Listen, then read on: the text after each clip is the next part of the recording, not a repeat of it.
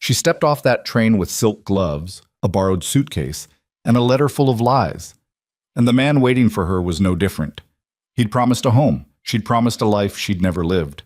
Two strangers, two frauds, one frozen wilderness that didn't care about either of them. What happened next wasn't a love story, not at first. First, it was a war. Against the cold. Against pride. Against every version of themselves they'd invented just to survive. This is the story of how two people built something real out of nothing but desperation and dirt. If you're watching this right now, drop your city in the comments below. I want to see how far this story has traveled. Hit that like button and stay with me until the very end. You won't regret it. The train had been moving for 3 days before Eleanor Whitmore finally stopped pretending she wasn't terrified. For the first 2 days, she'd kept her back straight and her expression composed, the way her mother had taught her before the money ran out, before the house on Beacon Street was sold off piece by piece, before Eleanor found herself sleeping in her cousin Harriet's sewing room on a cot that creaked every time she breathed. Composure was the last dignity she had left, and she'd worn it like armor through the Boston station, through the first night rattling across upstate New York, through Ohio's flat gray fields and the long, cold stretch of Indiana. But by the third morning, somewhere in the middle of a country so vast it made her feel genuinely, physically small, Eleanor gave up the performance. She pressed her forehead against the cold glass of the window and watched the world outside turn into something she didn't recognize. Gone were the brick storefronts and elm trees of Boston. Gone were the church steeples and the familiar geometry of a city that had been built for people like her. People who wore good shoes and attended proper dinners and knew exactly what fork to use at a formal table. Out here, the land just went. It stretched in every direction without apology, without boundaries, without any sign that it had ever cared about the people trying to survive on top of it. Flat grasslands gave way to rolling hills that gave way to something starker and harder, something with edges. The sky was enormous and pale, and the color of old pewter. Eleanor's reflection stared back at her from the glass. 26 years old, brown hair pinned up with 3 pins that kept sliding out. A traveling dress that had been fashionable 2 seasons ago and was now just a reminder of a life that no longer existed. Dark circles under eyes that hadn't slept properly in weeks. She looked, she thought, exactly like what she was, a woman running out of options. In her lap sat the letter. She'd read it so many times the paper had gone soft at the folds. She smoothed it open again now, not because she needed to read the words, she'd memorized every line, but because holding it felt like holding something solid in a world that had become entirely unstable. Dear Miss Whitmore, my name is Wade Mercer. I am a rancher in the Gallatin Valley of Montana Territory, approximately 40 miles south of the town of Bozeman. I have owned and operated my property for 11 years and have built it into a productive and comfortable homestead. The main house is sturdy, well insulated against winter weather, and contains 4 rooms. I employ 2 ranch hands and maintain a working cattle and dairy operation. I am 34 years of age, in good health, and of serious and reliable character.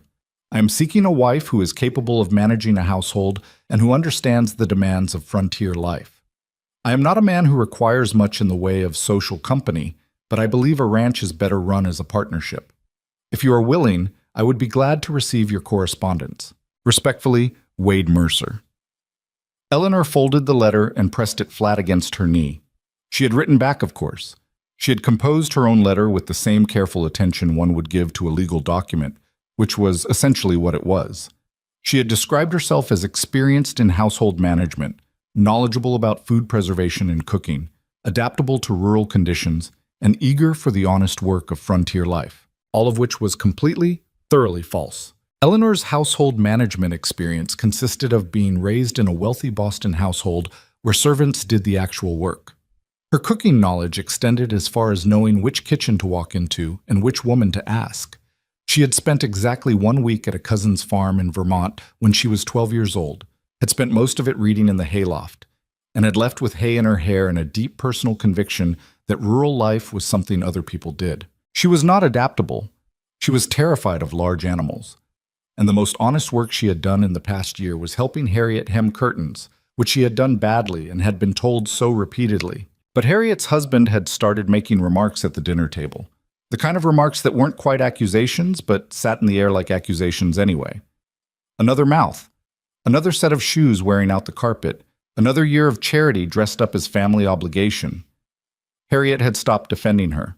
Eleanor had started eating less, taking up less space, shrinking herself down to something that might eventually become invisible. And then she had found the advertisement. It had been tucked in the back of the Boston Courier between a notice for a new millinery shop and a legal announcement she hadn't bothered to read. Matrimonial Bureau of the Western Territories, connecting women of character with honest men of industry in the frontier West. It was exactly the kind of advertisement that sensible women were supposed to look at and look away from. Exactly the kind of thing that respectable Boston women discussed in hushed, pitying tones when talking about the poor creatures who answered such things. Eleanor had torn it out and kept it in her coat pocket for 2 weeks before she wrote the letter. She was not under any illusions that what she was doing was dignified. She understood that she was, in the plainest terms, selling herself. Or rather, she was selling a version of herself that she hadn't yet become and wasn't certain she ever would. It was the frontier equivalent of signing a contract for a job you didn't know how to do and hoping to learn before anyone noticed. She tucked the letter back into her bag and straightened up in her seat. Outside the window, a hawk was circling something in a field that seemed to go on forever. 4 rooms, she thought, sturdy walls, a real home. She tried to hold on to that. She tried very hard. Wade Mercer was standing at the Bozeman station at 2 in the afternoon, and he was already in a bad mood before the train arrived. He'd ridden in from the ranch that morning, nearly 4 hours on horseback through late October cold that had gotten into his bones before he was halfway to town. His second ranch hand, a kid named Pete, who was 19 and generally useless, had managed to leave the barn gate unlatched 2 nights ago, and 3 of Wade's cattle had wandered into the Kellerman property next door and eaten half of old Roy Kellerman's hay supply. Wade had spent the previous day apologizing to Roy, moving cattle, and trying to calculate whether he could afford to replace the hay and still make it through winter without borrowing money he didn't have. The answer was no. The answer was almost always no lately.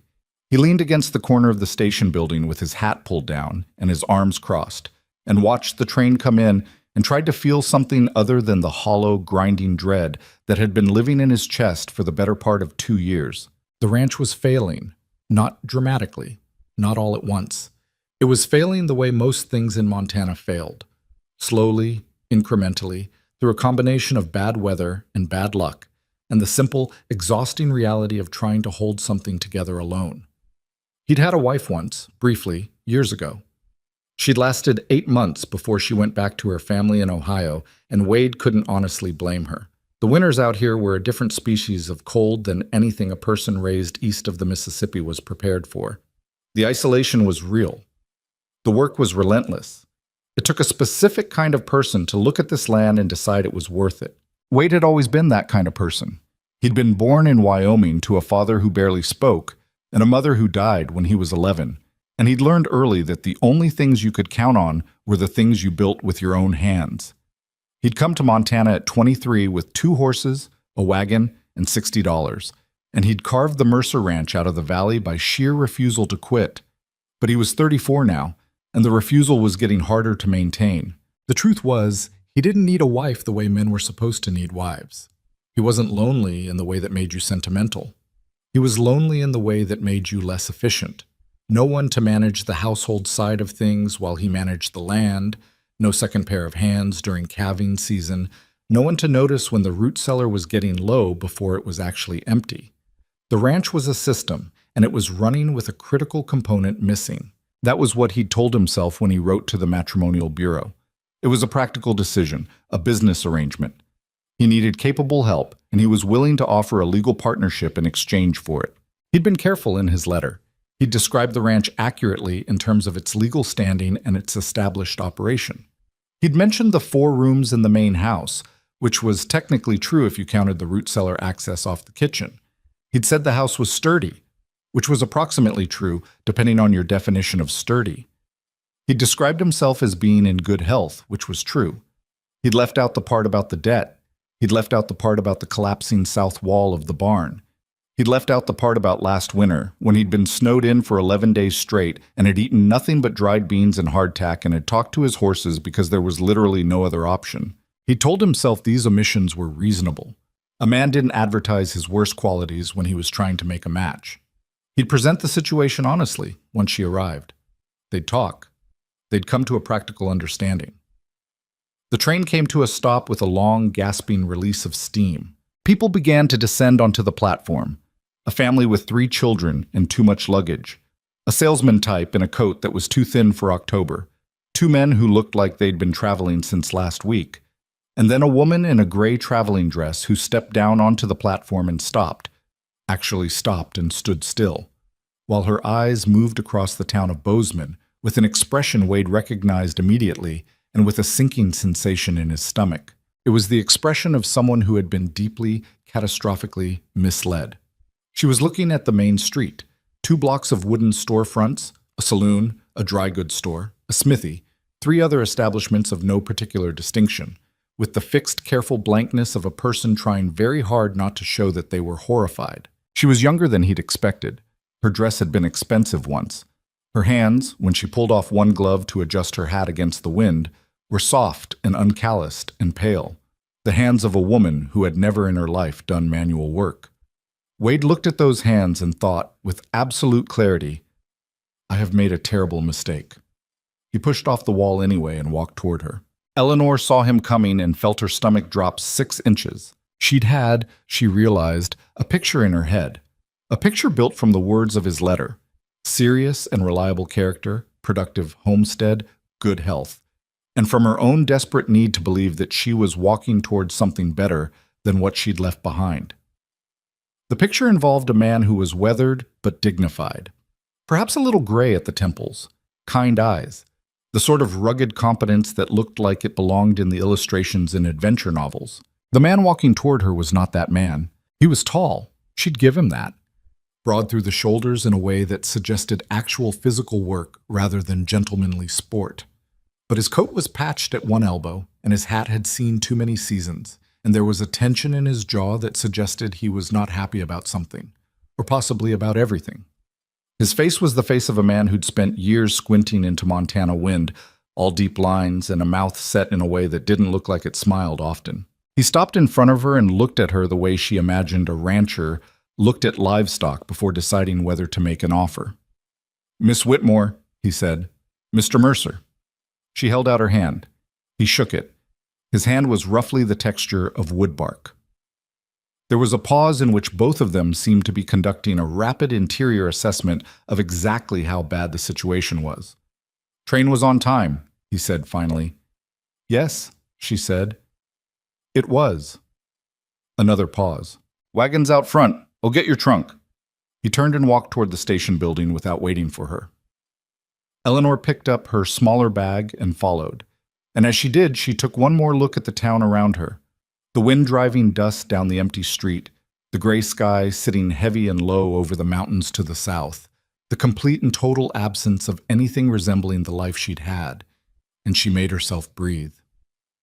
4 rooms, she thought, sturdy walls. She followed Wade Mercer to the wagon. The ride to the ranch took 2 hours, and they spent most of it in silence. The kind of silence that wasn't comfortable.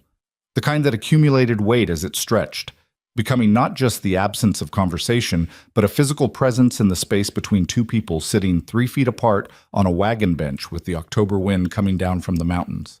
Eleanor tried, twice, to break it. "How long have you been in Montana?" she asked about 20 minutes in. 11 years, he said. She waited to see if more would follow. It didn't. An hour later, as the wagon crested a low hill and the valley spread out below them, she tried again. "It's very..." She searched for the word, "open." He looked at the valley the way you looked at something you'd stopped really seeing. "Gets more so in winter," he said. "Feels like the sky sits right on top of you." That was the most he had said in 2 hours. Eleanor filed it away as a data point. He was capable of something resembling conversation, but he was going to make her work for it. The ranch came into view around a bend in the frozen creek, and Eleanor kept her face perfectly still. She kept it still because the alternative was to let him see what she was actually feeling, which was a specific flavor of despair she hadn't experienced since the day she'd helped carry the last of her family's good furniture out of the Beacon Street house. The kind that sits in the chest like something swallowed wrong. The main house was small. She'd expected small. Frontier Homestead was never going to mean a Beacon Street townhouse, but she hadn't expected this particular smallness, which was the smallness of something fighting to stay standing. The walls were rough-hewn timber with gaps that someone had tried to fill with mud and straw. One corner of the roof sagged slightly. The front window had a crack running through it. A thin line of smoke came from the chimney, which at least meant there was a fire inside, which was something. The barn was actually larger than the house. 2 corrals beside it, empty now. A woodpile that was not nearly large enough for winter. A small outbuilding that might have been a chicken coop or might have been collapsing. She sat in the wagon and she looked at it and she thought about Harriet's husband's remarks at the dinner table. Then she picked up her bag and climbed down from the wagon before Wade could offer to help her. Inside was worse, and then it was slightly better, and then it was worse again. The floor was packed dirt in the main room, with a braided rug in the center that had been good once, 20 years ago. There was a wood stove, a rough table, 2 chairs that didn't match, a shelf with 3 tin cups and a cracked plate, and a window with no curtain. The kitchen corner had a second, smaller stove, and a collection of pots and pans that had been used hard and cleaned without much affection. A doorway without a door led to what appeared to be the bedroom.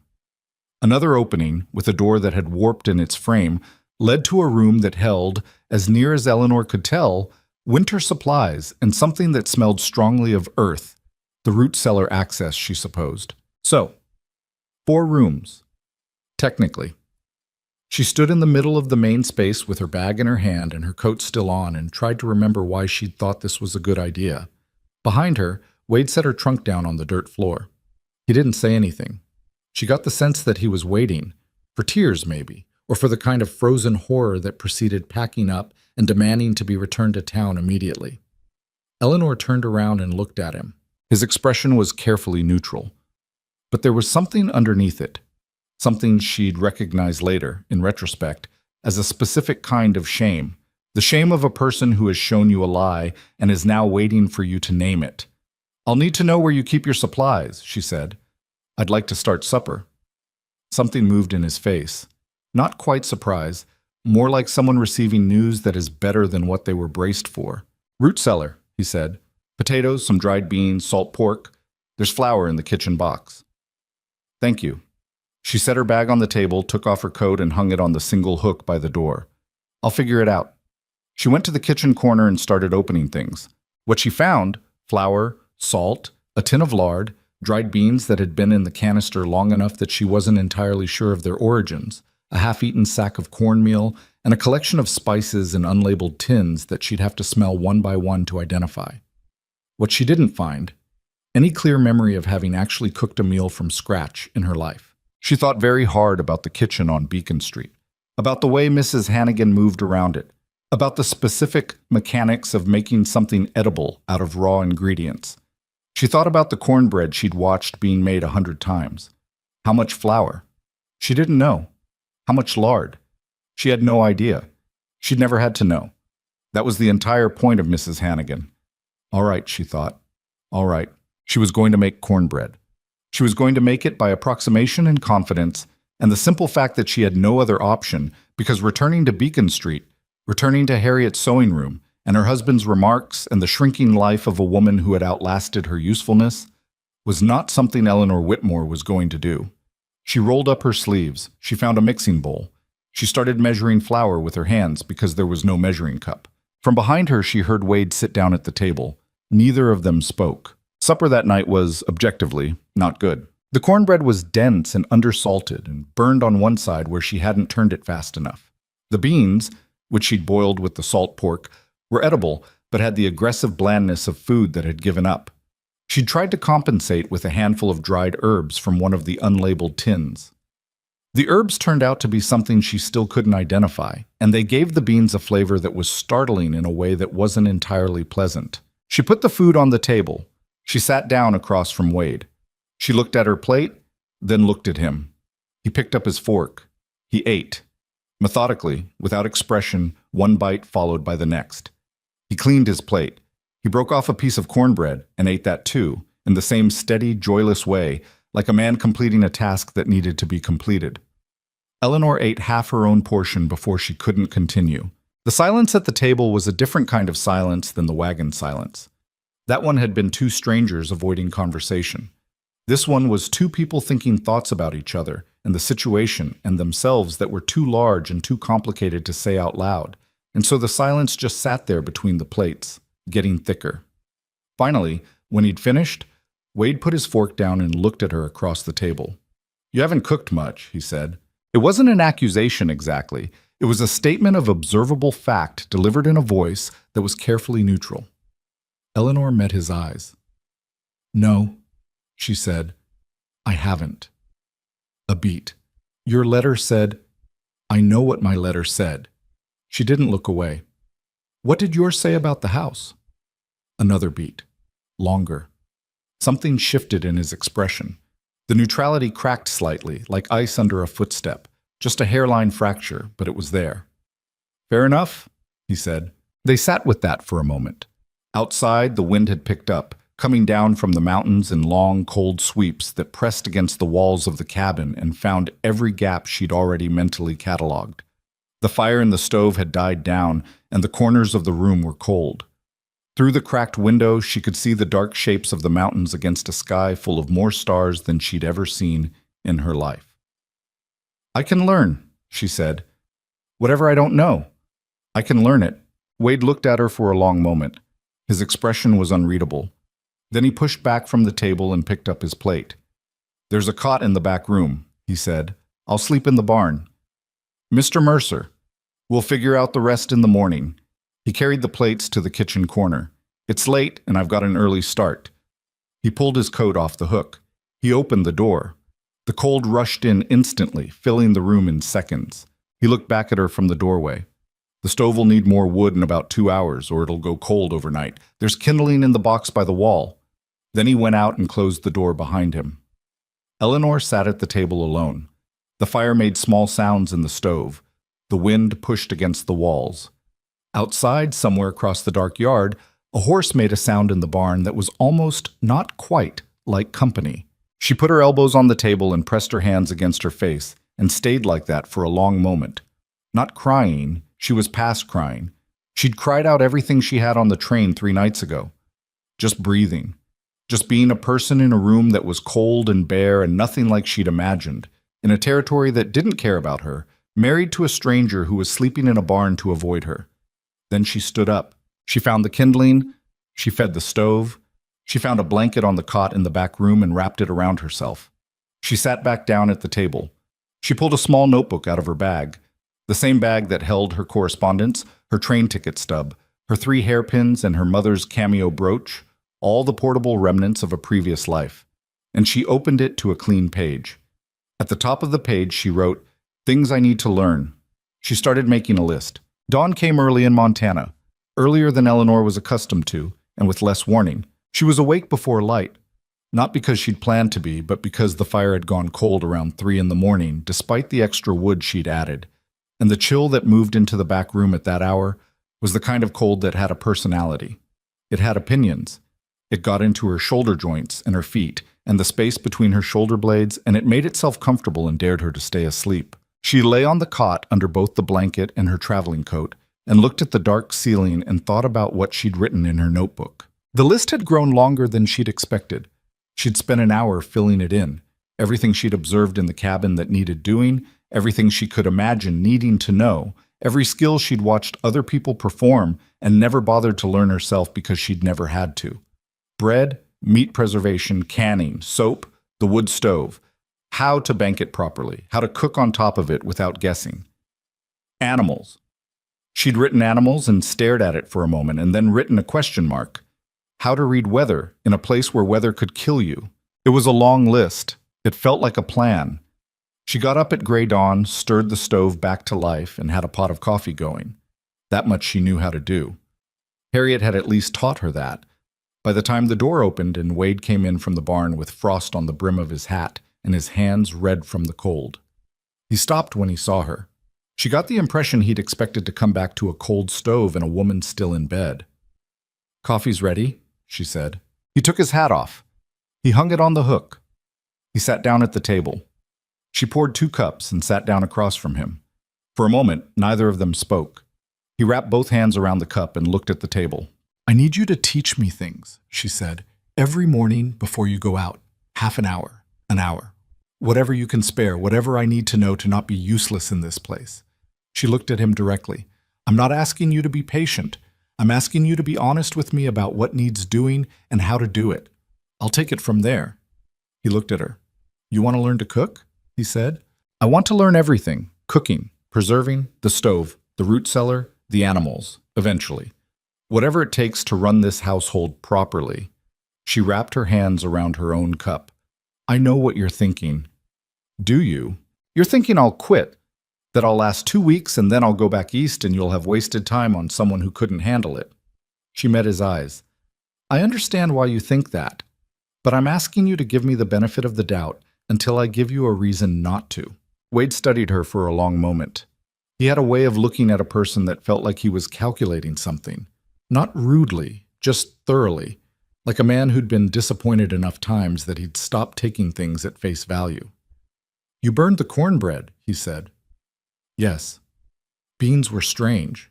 I know. You don't know what you're doing. No, she said. Not yet. Something in that last word seemed to catch him. Not yet. She watched him turn it over. He drank his coffee. He looked out the cracked window at the lightening sky, at the mountains going from black to dark blue to something that was almost purple as the sun came over the eastern ridge. After chores, he said finally.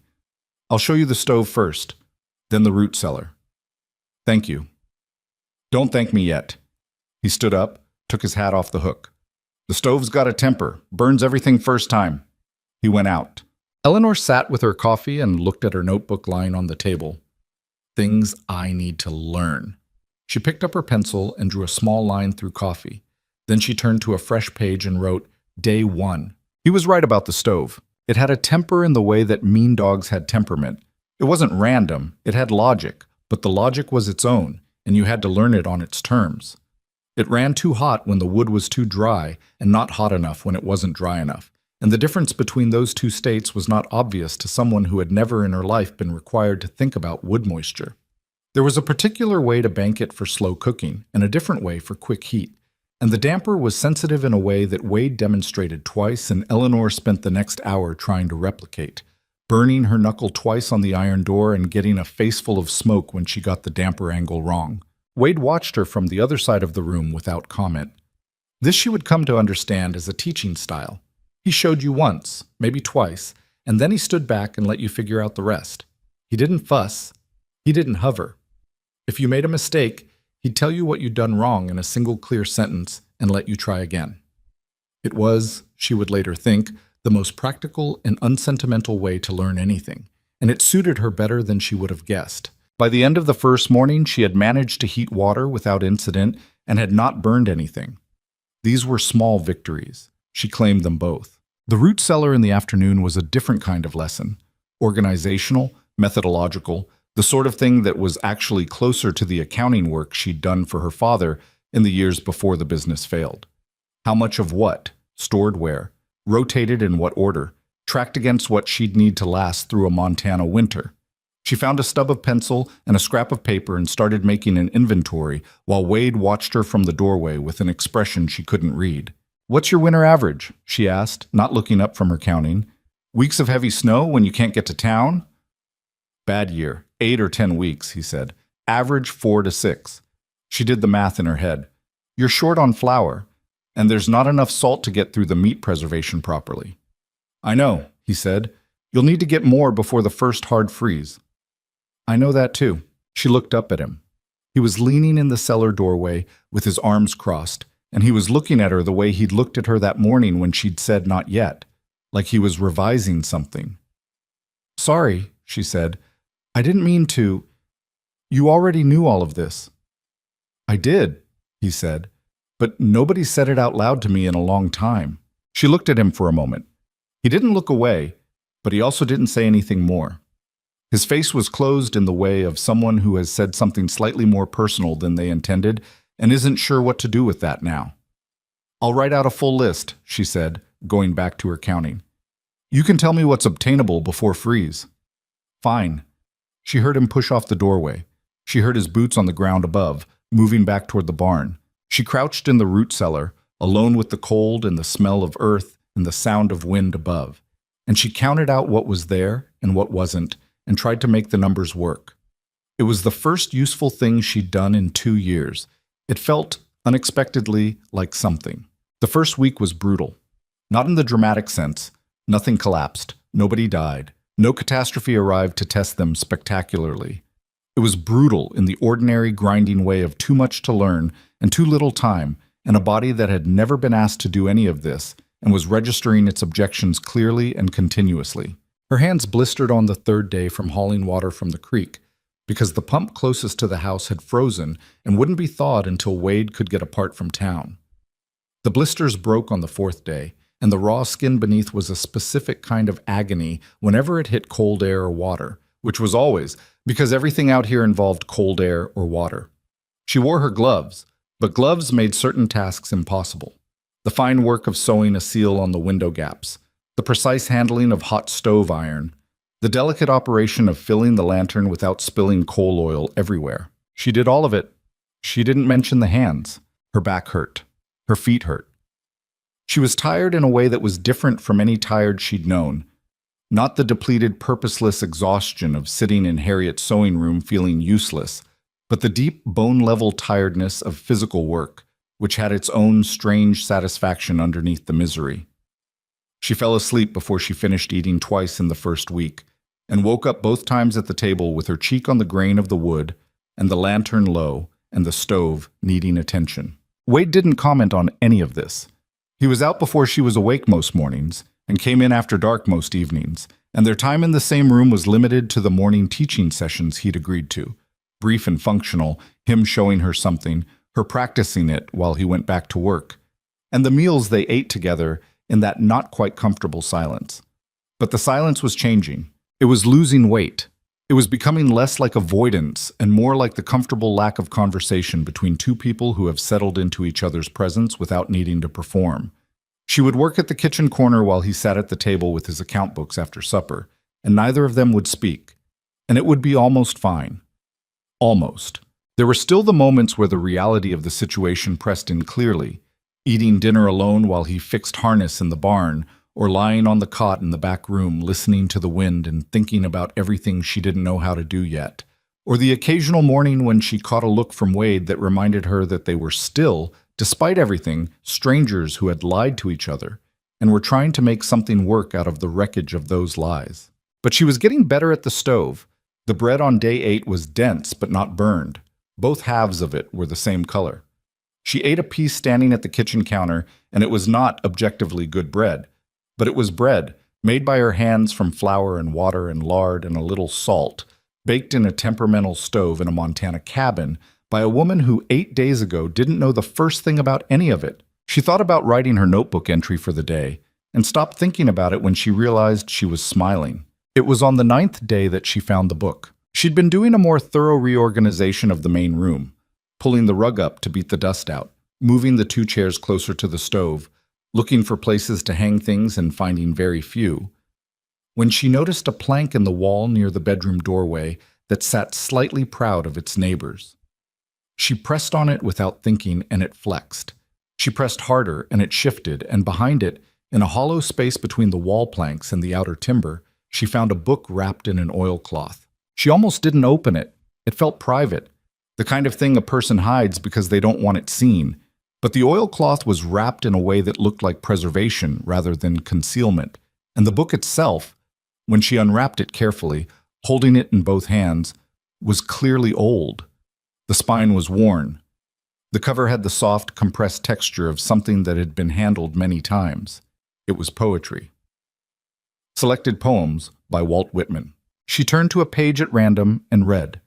She stood there in the cold main room for 10 minutes, reading Walt Whitman, and forgot entirely what she'd been doing.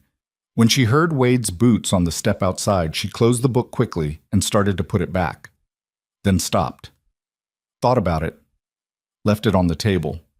He came in and saw it immediately. She watched his face. He went very still. Not embarrassed exactly. It was more controlled than embarrassment. More deliberate. like a man deciding in real time how much something is going to show. I found it in the wall, she said. I wasn't prying. One of the planks was loose. I know the one. He hung up his coat. He looked at the book on the table and then looked away. I like Whitman, she said. A pause. I found that in a mining camp when I was 20. Man left it behind. He went to the kitchen corner and poured water from the pot. Figured he didn't need it anymore. Have you read much poetry? Something in his posture shifted, almost imperceptibly, but she was beginning to learn how to read him. Some, he said. I brought books from Boston, she said. I had to leave most of them, but I kept 3. They're in my trunk. She looked at the Whitman on the table. You can read them if you want. He didn't answer. He drank his water and set the cup down and looked at the table and not directly at her. Then he picked up the Whitman, turned it over once in his hands, and set it back down. What did you bring? He asked. It was a small question, but it was the first question he'd asked her that wasn't about the ranch, or the supplies, or what needed doing. She went to her trunk. She had brought Jane Austen's Persuasion, the Rose Walden, and a battered collection of Emily Dickinson that had belonged to her mother. She brought all 3 to the table and set them down. He looked at them like a man looking at objects from a country he'd heard about but never visited. Have you read any of them? She asked. No. Walden you might like, she said. It's about a man who goes off on his own, lives simply, tries to understand what's essential and what isn't. She thought about it. I think you'd understand it better than I do. He picked up Walden. He looked at the cover for a moment. The Austen is probably not to your taste, she said. Something moved in his face. Not quite a smile. Almost. I can read it and find out. She looked at him, surprised. He was looking at the Austen with an expression she couldn't entirely read. Curious, a little wary, the way he looked at anything unfamiliar before he decided what to make of it. All right, she said. He set Walden aside and picked up the Austen. Eleanor sat down at the table across from him and picked up the Whitman she'd already been reading, and they sat across from each other in the lamplight while the wind worked its way around the cabin's rough walls and the stove ticked and settled. It was the first evening since she'd arrived that felt like something other than survival. She didn't say that, she just sat and read. But she noticed from the corner of her eye that he turned the first page of Persuasion and kept reading. And he didn't stop. 2 weeks in, she sealed the windows. It was her own project, unasked for and unassigned. She found rags, an old newspaper, and a technique she half remembered from watching someone do it in Boston years ago. Pressing the material into the gaps between frame and wall, layering it, securing it with strips of cloth tacked down with small nails she found in a tin on the workbench. She did every window in the house. She did the gaps around the door frame. She found the largest cold air breach in the back wall of the bedroom and spent 2 hours on it alone. When Wade came in for supper, he stopped in the doorway and stood there. She was at the kitchen stove and she heard him come in, but she didn't turn around immediately. She heard him moving, slowly, around the room. She heard him stop. What did you do? He said. Sealed the drafts. She turned around. The corners especially. There were 5 places where the cold was getting through badly enough that the stove couldn't compensate. He was looking at the window nearest the door. He pressed his hand flat against the wall beside it, testing for air movement. It's warmer in here, he said. By about 5 degrees, I'd estimate. Maybe more in the bedroom. I focused there. He turned around and looked at her. She couldn't quite read it. It was something between surprise and something else. Something she couldn't name yet, something that didn't have a straightforward name. I didn't ask you to do that, he said. I know. She turned back to the stove. Supper's in 10 minutes. He sat down. She heard him behind her let out a long breath, the kind of breath that sounds like something releasing, like something a person has been holding for a while without quite realizing it. She stirred the pot and didn't say anything, but for the first time since she'd arrived, the cabin felt, at least fractionally, like somewhere she belonged. Mat. The first hard frost came in the second week of November. It arrived overnight without announcement, turning the creek banks to iron and pulling the last of the late-season color from the hillsides in the space of a single night. Eleanor woke to a transformed world, white and sharp and absolutely still. the silence of deep cold, the kind that sat on a landscape like something final. She stood in the doorway of the cabin in her coat and looked at it and felt, for reasons she couldn't entirely explain, something that was close to awe. Wade came out of the barn and saw her standing there. "First freeze," he said. "Yes." She looked out at the mountains, which were brilliant and enormous and utterly indifferent. "It's beautiful," she said. He stood beside her and looked at the same view. "It's beautiful until it tries to kill you," he said. "Then it's just cold." She almost laughed. She almost laughed for the first time since she'd stepped off the train. She didn't, quite. But something in her chest moved. "I suppose that's true of a lot of things," she said. He looked at her. She was still looking at the mountains. After a moment, he went back to the barn. But she stood in the doorway for a long time, watching the frozen valley come into the light, and thought about the notebook in her pocket and the list she was still adding to, and the bread that had come out right yesterday. Properly right, not just not burned. And the Whitman she'd been reading in the evenings. And the Austin she'd seen Wade carrying to the barn 2 mornings ago, tucked under his arm like he didn't want her to notice. The frontier had not killed her yet. She was going to make sure it didn't. The cold that settled over the Gallatin Valley in November was not like any cold Eleanor had known before. Boston winters were cold, certainly. Cold enough for fur muffs and complaining, and the particular pleasure of coming in from the street and standing near a proper fireplace while someone else brought tea. That kind of cold had texture to it, had personality, had the feeling of something temporary. You endured it in the knowledge that warm rooms and warm people were always nearby. This was different. This cold was indifferent to her in the way that the mountains were indifferent, in the way that the whole enormous sky was indifferent. It didn't care that she existed. It didn't notice her. It moved across the valley every morning with the slow, inevitable weight of something geological. And it sat in the walls of the cabin even after the stove was going full, and it waited in the water bucket every dawn like a personal insult. By the 3rd week of November, Eleanor's hands had stopped blistering and started simply hurting. Not the sharp, specific pain of new injury, but the deep, dull ache of hands that had been worked past their limits and were now recalibrating to a new normal. She rubbed lard into them every night before she slept, the way an older woman in town named Clara Hendricks had told her to do when Eleanor had gone with Wade on a supply run, and Clara had looked at her hands with the frank, assessing gaze of someone who had seen this particular problem many times before. "Lard," Clara had said, not unkindly but without softness either. "Every night. Otherwise the skin splits and then you've got a real problem." Eleanor had bought an extra tin of lard and added it to the list. She had started keeping 2 notebooks now. The first was the original, Things I Need to Learn, which had transformed over 3 weeks from a list of panicked questions into something more like a manual, full of notes and crossed out wrong information and corrected margins where she'd gone back and amended things after learning she'd gotten them wrong the first time. The second was newer, smaller, and she hadn't named it yet. It held observations, details, the specific angle of light on the mountains in the late afternoon, the sound the creek made under ice, the exact expression on Wade's face the morning she'd come out with coffee already made and found him standing in the yard looking at the sky like he was trying to read something in it. She wasn't sure why she was writing that kind of thing down. It didn't seem useful in any practical sense. She did it anyway. The supply run to town had been the first time Eleanor had been back in Bozeman since arriving, and it had been educational in ways she hadn't expected. The town was small. She'd registered that on the day she arrived, with the fresh horror of a woman discovering that what she'd signed up for was significantly less than advertised. But the second time she saw it differently. She saw the way people moved in it, the way the women in particular moved, purposeful, efficient, dressed for function rather than appearance, carrying things, doing things, stopping to exchange information with the practiced economy of people for whom conversation was a resource to be managed rather than a pleasure to be indulged.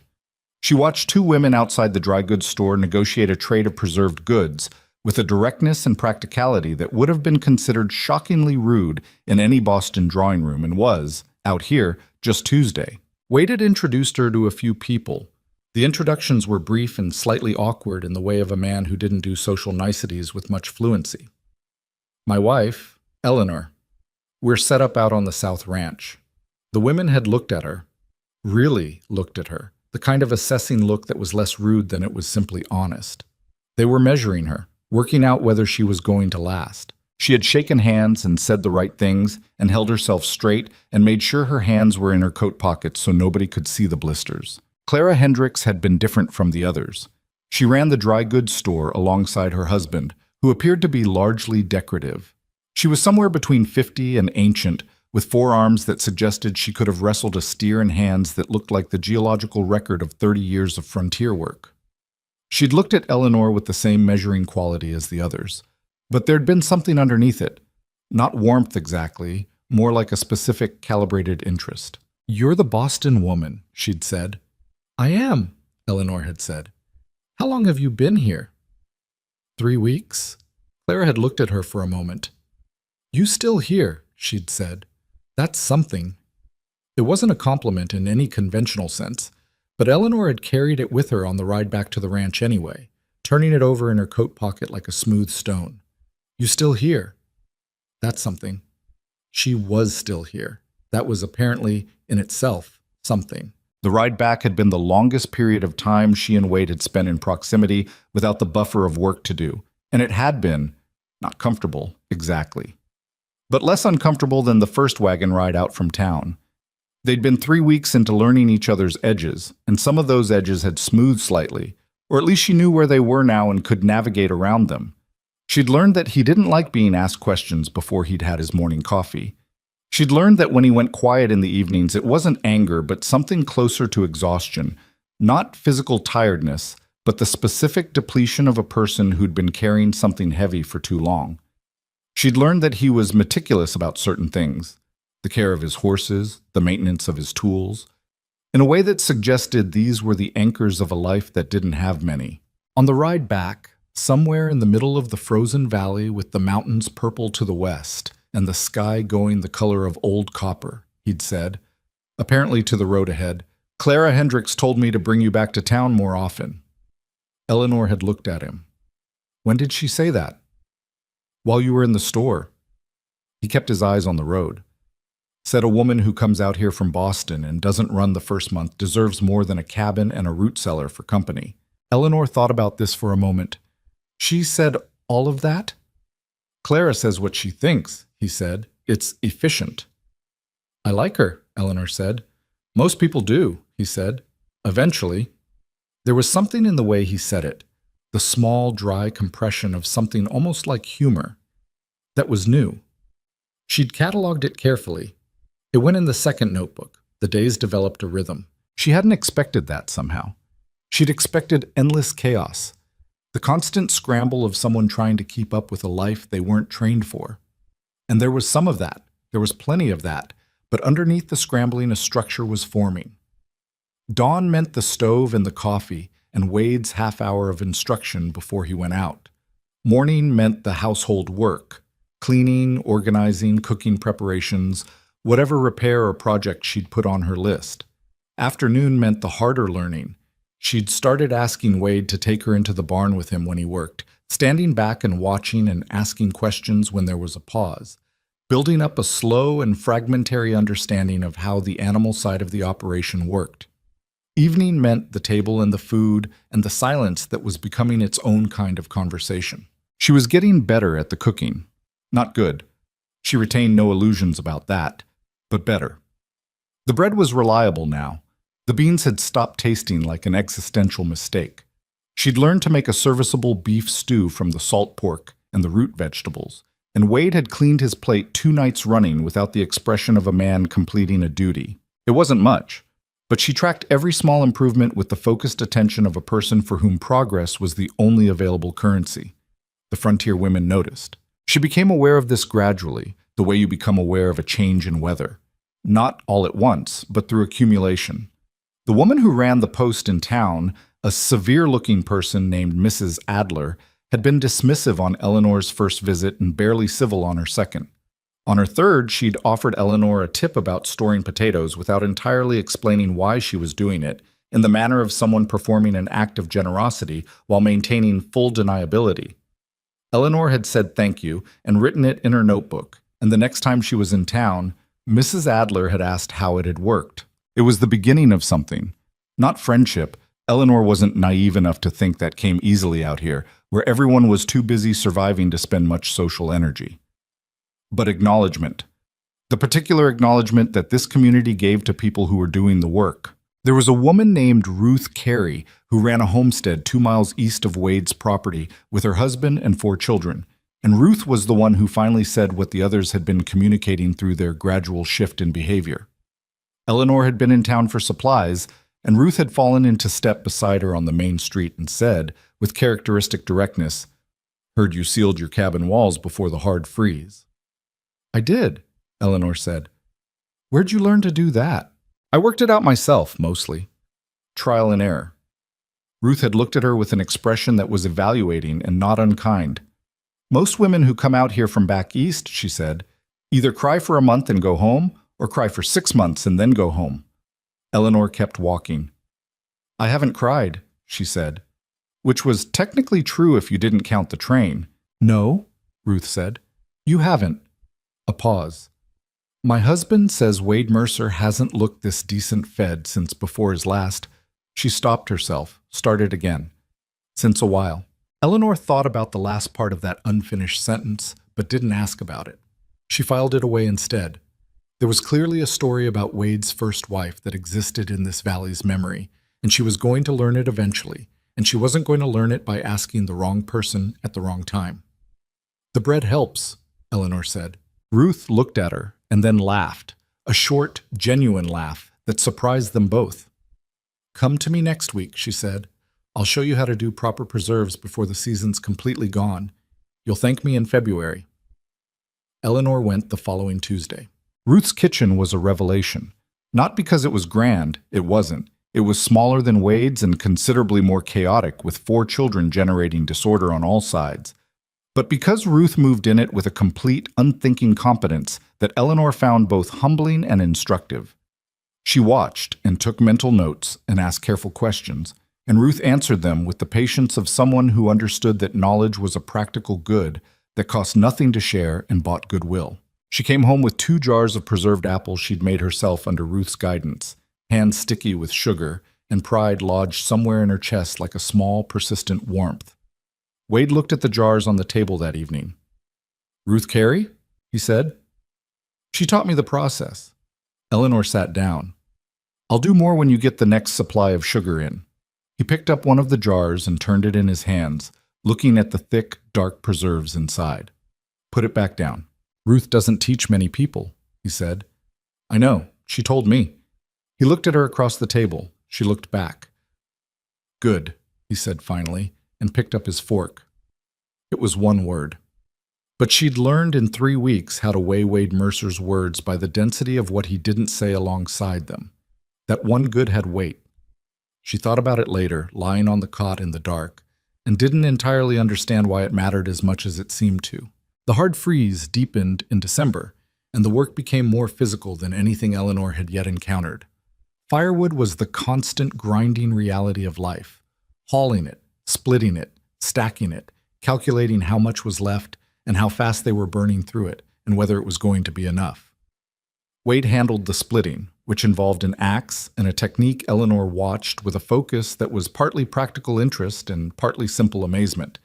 He worked with a focused, economical violence that got through wood with very little wasted motion, and she noticed the way his shoulders moved, the way he set his feet, and filed it away in the second notebook, and then caught herself doing so and stopped and thought very carefully about what that meant. She decided it didn't mean anything. She decided this 3 more times over the following week, and it continued to mean nothing each time. She started carrying wood, which was the other half of the equation, not the splitting. That would come later, she told herself, later being the vague horizon on which she placed all the skills she didn't yet have the strength for. But the carrying. Back and forth from the stack to the cabin, arms full of rough-cut timber that scratched through her coat sleeves and left splinters in her palms, and was heavy in the way that real weight is heavy, the kind that accumulates across a day until you feel it in your spine and your shoulders and the backs of your legs. She tracked it in her notebook. Not the second notebook. The first one. Day 34, hauled wood 6 times.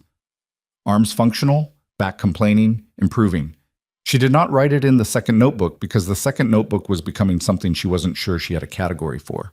The valley had its own social order, and Eleanor was being slotted into it, slowly, provisionally, with the cautiousness of a community that had been burned before by people who showed up with great intentions and left when things got hard.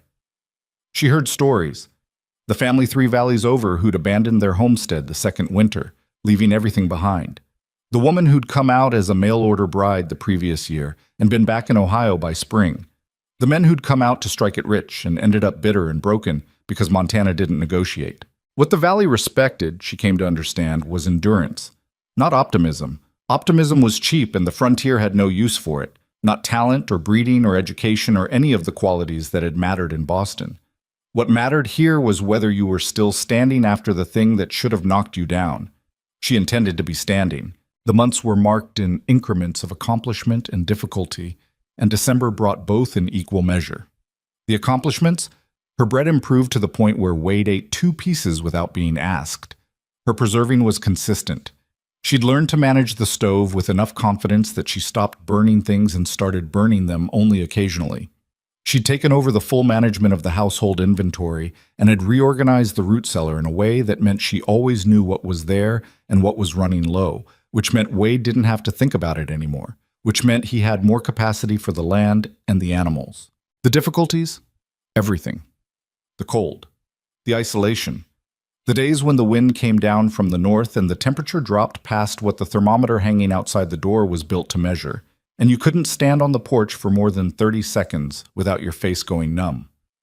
The days when she missed Boston so much it was physical, not the Boston of the last 2 years, the diminished Boston of Harriet's sewing room and her husband's remarks, but the earlier Boston, the one of before, the one with books and conversation and the particular sound of a city that was alive with people. She missed being among people who talked about things. She missed theaters and libraries and the smell of a bookshop and the specific comfort of a world built to a human scale. She didn't mention any of this.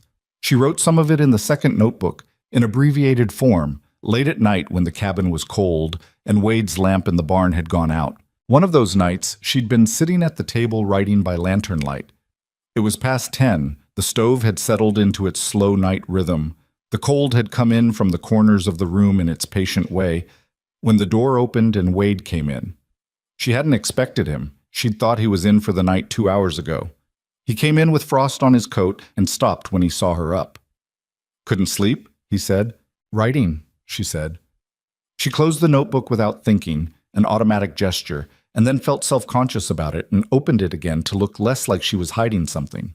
He went to the stove and poured a cup of water from the kettle, the way he did sometimes late at night when he couldn't sleep either. She'd started noticing this. The nights when his lamp stayed on in the barn later than usual, or the nights when she heard him moving around after she'd gone to bed. She'd never said anything about it. He stood at the kitchen counter and drank his water and looked at the table. "What do you write?" he said. The question surprised her. He didn't ask questions like that. He asked functional questions, about supplies, about what needed doing, about how a thing had gone. He asked questions that were about information. "Observations," she said. He waited, which she'd learned was his version of a follow-up question. "Things I've noticed," she said. "About the valley, the work." A pause. "Sometimes about you." She hadn't entirely meant to say that last part. He was quiet for a moment. She looked at her notebook and not at him. "What about me?" he said. His voice was careful, not defensive, careful. "How you work," she said. "How you think about the land. The way you can tell what the weather's going to do by the way the air smells." She looked up. "I'm trying to learn things that don't come from instruction, things that come from watching." He looked at her for a moment with that particular stillness of his, the one she'd learned to read as something between concentration and discomfort. "You've been watching me," he said. "I've been watching everything," she said. "It's how I learn." He didn't say anything to that. He finished his water and set the cup down and looked out the dark window at the yard, where nothing was visible. "You're not what I expected," he said. "No," she said. "I don't imagine I am." "Wasn't sure what I expected," he said, in the tone of a man revising something he'd been working on privately for a while. "Not this." "What's this?" she asked. He turned and looked at her. A direct look, the kind he rarely gave, the kind where his face wasn't working to be neutral. Someone who's still here, he said, who's working at it, who doesn't. Stopped, started again. Who doesn't act like it's something to survive until she can leave. The fire made a small sound in the stove. Outside, the wind moved through the pine trees on the ridge and made its low, chronic sound, the sound she'd come to associate with winter nights in this valley. It might be something to survive until I can leave, she said. I haven't decided yet. It was honest. She owed him honesty, at least, given everything. He nodded once, in the way of a man who respects a straight answer even when he doesn't like it. He picked up his coat. The south wall of the barn needs checking tomorrow morning, he said. Wind's been finding a gap in it. I could use another pair of hands if you're up early. She looked at him. I'm always up early, she said. I know, he said. He went to the bedroom doorway. He'd moved in from the barn sometime in the second week, a practicality both of them had managed without discussing, and stopped with his back to her. Eleanor. She waited. I'm glad you're still here, he said. Quiet, flat, the way he said most things, like the words were just information. He went into the bedroom. She heard him settle on the far side of the room. She sat at the table for a long time after, not writing, just sitting, listening to the wind and the stove and the specific silence of a place that was, slowly and without her entirely consenting to it, beginning to feel like it might be hers. In the morning, she was up before him. Coffee was made. The south wall of the barn was inspected and sealed by 7 in the morning, the two of them working side by side with boards and cloth and a hammer, their breath making white clouds in the frozen air, not talking much but not needing to. The horses moved in their stalls. The cold was brutal and simple and honest. A hawk turned slow circles in the gray sky above the valley. She handed him nails when he needed them without being asked. He held the board steady while she worked the hammer in the tight corner he couldn't reach. Their hands met once on the rough timber in the exchange of a plank, a brief contact neither of them commented on. The wall held after that. She'd checked it herself, pressing her palm flat against the patched boards, feeling for air that wasn't there anymore. It was one wall, one fixed wall, in one barn, in a territory full of things that needed fixing. It was enough for today. She went back to the cabin and wrote it down, not in the first notebook, but in the second, and this time she didn't stop herself, and she didn't think about what it meant. She just wrote, "The wall holds." I think I might too. December wore on. Christmas came and went without ceremony. She hadn't expected any, and he hadn't offered any, and she'd made a better-than-usual stew, and he'd come in from the barn with a small piece of carved wood that he set on the table without explanation, a rough figure of a horse no bigger than her hand, clearly made by him, clearly labored over in the evenings, while she'd thought he was just doing harness repairs. She held it for a moment and didn't say what she was feeling, because what she was feeling was complicated and not entirely understood, and she was a woman who'd learned in the last 2 months that not every feeling needed to be spoken. "Thank you," she said. He sat down. "Stew smells good," he said. She put the carved horse on the shelf beside the 3 tin cups and served the food, and they sat across from each other in the lamplight while the wind moved over the frozen valley, and it was almost, but not quite, ordinary. It was something that had the shape of ordinary and some of its warmth, something that wasn't quite happiness, but was its nearest available neighbor. January arrived like something personal. The first blizzard of the year came on a Tuesday morning, visible on the horizon an hour before it arrived, a wall of white that moved across the valley with the unhurried certainty of something that didn't need to hurry. Eleanor watched it come from the doorway and felt the specific bodily fear of confronting something that operated completely outside of any scale she'd been built for. "Get inside," Wade said behind her. He was already carrying things, tools, equipment, whatever couldn't be left exposed. "Stoke the stove. Fill every pot and bucket with water before it freezes." She did all of those things. She did them quickly and in the right order, because she'd been here 2.5 months now, and she knew the sequences, the priorities, the logic of how survival worked in this particular place. The blizzard hit at noon and stayed for 2 days. Inside the cabin, they were warm. The sealed walls and the banked stove held against the worst of it, and Eleanor allowed herself a small private satisfaction at that, at the fact that her hours of work with rags and newspaper and determination were now quite concretely keeping them alive. Outside was white, and then whiter, and then a kind of white that erased all reference points, that made the world nothing but weather. They were confined together for 48 hours in 4 rooms, which was a different kind of test from everything that had come before. The first day was manageable. They worked in their separate rhythms. She at her household tasks, he repairing gear that had been accumulating, and in the evenings they sat at the table and she read Dickinson, and he was apparently 50 pages into Walden, and neither of them talked much. This was comfortable in the way their evenings had become comfortable, companionable, in a practical, unsentimental way, 2 people coexisting without friction. The second day was harder. Cabin fever was real, she discovered, and it had a specific quality in small spaces with limited light, with the sound of wind operating continuously in every wall, in the same 4 rooms, and the same 2 people. By mid-afternoon of the second day, both of them were working harder at composure than usual. She was making bread, the 3rd batch in 2 days, because there wasn't much else to do with her hands, and at least the stove was useful. When Wade stood up from the table and said abruptly, "Tell me something about Boston," she stopped mid-need and looked at him. He was standing with his hands in his pockets looking at the wall, which meant he was at approximately the same level of stir-crazy that she was, and was managing it by reaching for conversation as a last resort. "What do you want to know?" she said. "Anything." He turned around. "Something that's not here." She thought about it, hands still in the dough. "In the spring," she said, "when I was young, my father used to take me to the harbor on Sunday mornings. Before church, before anything, just the 2 of us.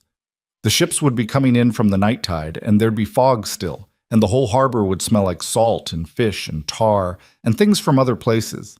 He'd point at the ships and make up stories about where they'd been." She paused. "He was a very good storyteller. He could convince you of anything." "Where is he now?" Wade asked. "Dead," she said. 4 years ago. The business went with him." He was quiet for a moment.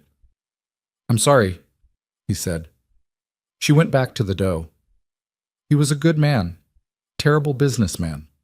She pressed her palms into the bread and felt the familiar resistance of it pushing back. "He would have thought this was a great adventure." "Do you?" Wade said. "Think it's a great adventure?" She considered the question honestly.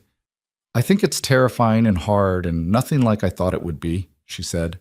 "And I think some mornings I wake up and I look at those mountains and I can't breathe from how big they are. In a good way." She glanced up.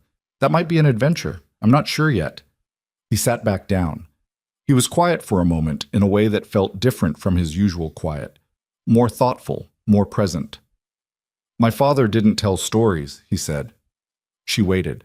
"He told you what needed doing and what had gone wrong, and that was the extent of the conversation," he said. "He was a good man. Just didn't see the point in most words." "And yet you read Whitman," she said. Something moved in his face, that almost not quite smile. "I read Whitman," he said, "and now apparently Austen." "How are you finding Austen?" she asked. "Strange," he said. "All those people in those rooms worrying about what other people think of them." "Yes," she said, although she's making fun of it, mostly. "The worrying." "I figured that out by page 10, he said, a little dryly. She laughed. Actually laughed. A short, genuine sound that surprised her almost as much as it appeared to surprise him. He looked at her, and there was something unguarded in his face for just a moment, something open, before he looked back at the table. Outside, the blizzard pressed against the sealed walls and found no way in. The carving she'd found Christmas Day still stood on the shelf. The first notebook was almost full. The second was developing a life of its own that she examined with caution and continued to write in anyway. She punched the bread dough down and let it rest, and thought that she was not, after all, the woman who had stepped off that train. That woman was still somewhere in her, still present in the way the past is always present, but she was being added to, being complicated by, being built up, layer by layer, like the sealed walls of the cabin, something sturdier emerging from what had originally been fragile and ill-prepared. The bread came out right. Both loaves, same color, fully risen, the way bread was supposed to look. She put them on the table while he was reading and didn't say anything about it. He picked one up and tore a piece off without ceremony and ate it and said, still looking at his book, "This is good bread. Not this is better or this is almost right. This is good bread." She turned back to the kitchen and let herself feel it. The simple, uncomplicated satisfaction of a thing made well, of a skill learned in the gap between what she'd been and what she was becoming. The blizzard broke the next morning. The world outside was clean and white and brutally bright, and the cold that followed a blizzard was the specific cold of air that had been scoured of everything, a raw, new cold that made every breath feel like the first one. Eleanor stood in the doorway and looked at it. Behind her, Wade said, "We lost a fence line in the north pasture. I'll need to get out there this morning." "I'll have food ready when you come back in," she said. She heard him pull on his coat, his boots, the familiar sounds of a man getting ready to go out into a world that was trying to kill things he'd built. She stepped back to let him pass. He stopped beside her in the doorway. He was looking at the same view she was, the blizzard's aftermath, the valley rearranged into something unrecognizable and pristine. "2 days cooped up with me," he said, "and you're still here." She looked at him. "I'm still here," she said. He nodded once and walked out into the snow. She watched him go. The broad shoulders, the coat, the hat, the particular way he moved across ground that was difficult, as if it simply wasn't. And then she turned back into the cabin and went to work. There was bread from yesterday. There was coffee. There was a notebook on the table with pages still empty, and a life still being built out of something that had started as nothing but 2 lies and a train ticket, and a whole lot of land that didn't care whether she made it or not. She had made it this far. She intended to make it further. February in the Gallatin Valley was a different animal from January. January had been brutal in the way of something honest. It hit hard, and it hit directly, and you knew exactly what you were dealing with. February was something else. February was the month that wore you down, not through force, but through duration, through the grinding, repetitive weight of cold that had been going on for too long now, that had stopped feeling like weather and started feeling like a permanent condition of existence. The snowpack was deep enough that moving between the cabin and the barn required a path Wade shoveled out each morning, and Eleanor maintained through the day. And even the horses had taken on the particular stillness of animals conserving energy, standing in their stalls with their heads low, waiting for something to change. Eleanor had been in Montana 4 months. She tracked this not sentimentally but practically. 4 months meant she understood certain things with her body now that she'd only understood with her mind before. She knew how much wood the stove burned in a night at full cold. She knew the difference in the sky between a storm that was coming and a storm that was moving past. She knew which floorboard in the back room creaked and which one didn't, which window let in the most draft despite the ceiling, which corner of the barn the wind hit hardest, and therefore where the animals needed extra bedding. She knew that Wade moved differently in February than he did in other months, quieter, more internal. She'd noticed it building through the last 2 weeks of January, the way his jaw set slightly tighter at the dinner table, the way he looked at the account books he kept in the top drawer of the small desk by the bedroom wall, with a particular expression that wasn't quite worry, but lived in worry's neighborhood.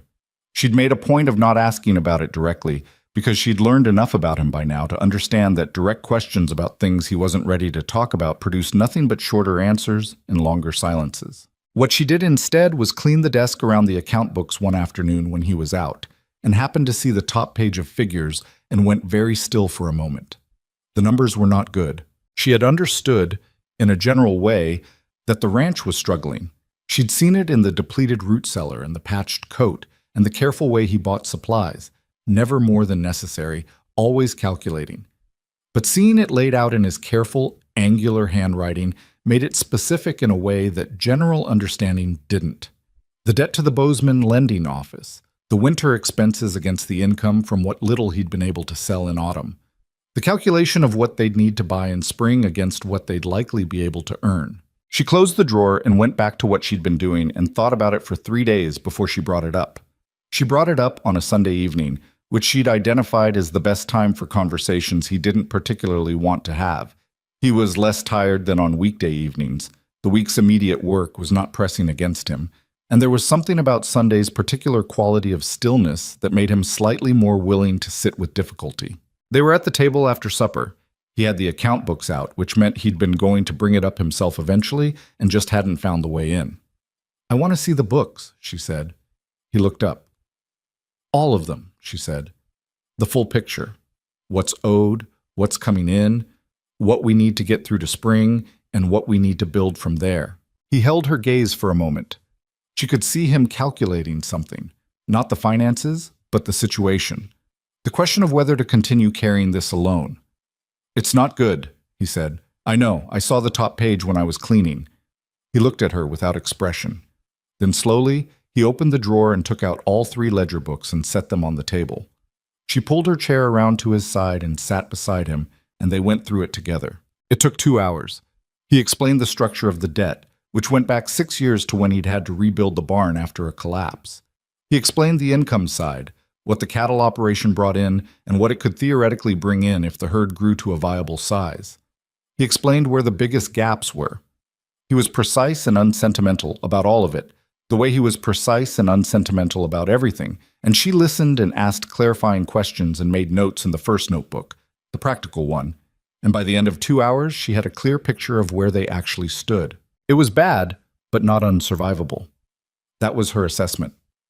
"You need the herd to grow," she said. "That's the core of it. Everything else is management, but the income problem doesn't get solved without more cattle." "I know that," he said, a little tired. "What stopped you from expanding before?" He was quiet for a moment. "I had 1 good year," he said, 3 years back. Spent the money on the south pasture fence instead of cattle. It was the right call at the time. Then the following winter was bad and I lost 4 head. "And you haven't been able to build back up?" "No." She looked at the numbers. "Spring calving," she said. "How many cows do we have that are likely to produce?" 6, maybe 7. "And if we can get through this winter without losing any more, that's 6 or 7 more head by May." "If," he said. "February and March are when we lose them, usually. Cold, illness, difficult births." She nodded, looking at the figures. "Then that's what we focus on, getting through February and March." He looked at her from the side, not directly. "We," he said. It wasn't a challenge, more like he was testing the word, seeing how it felt. She looked up. "We," she said. "Yes."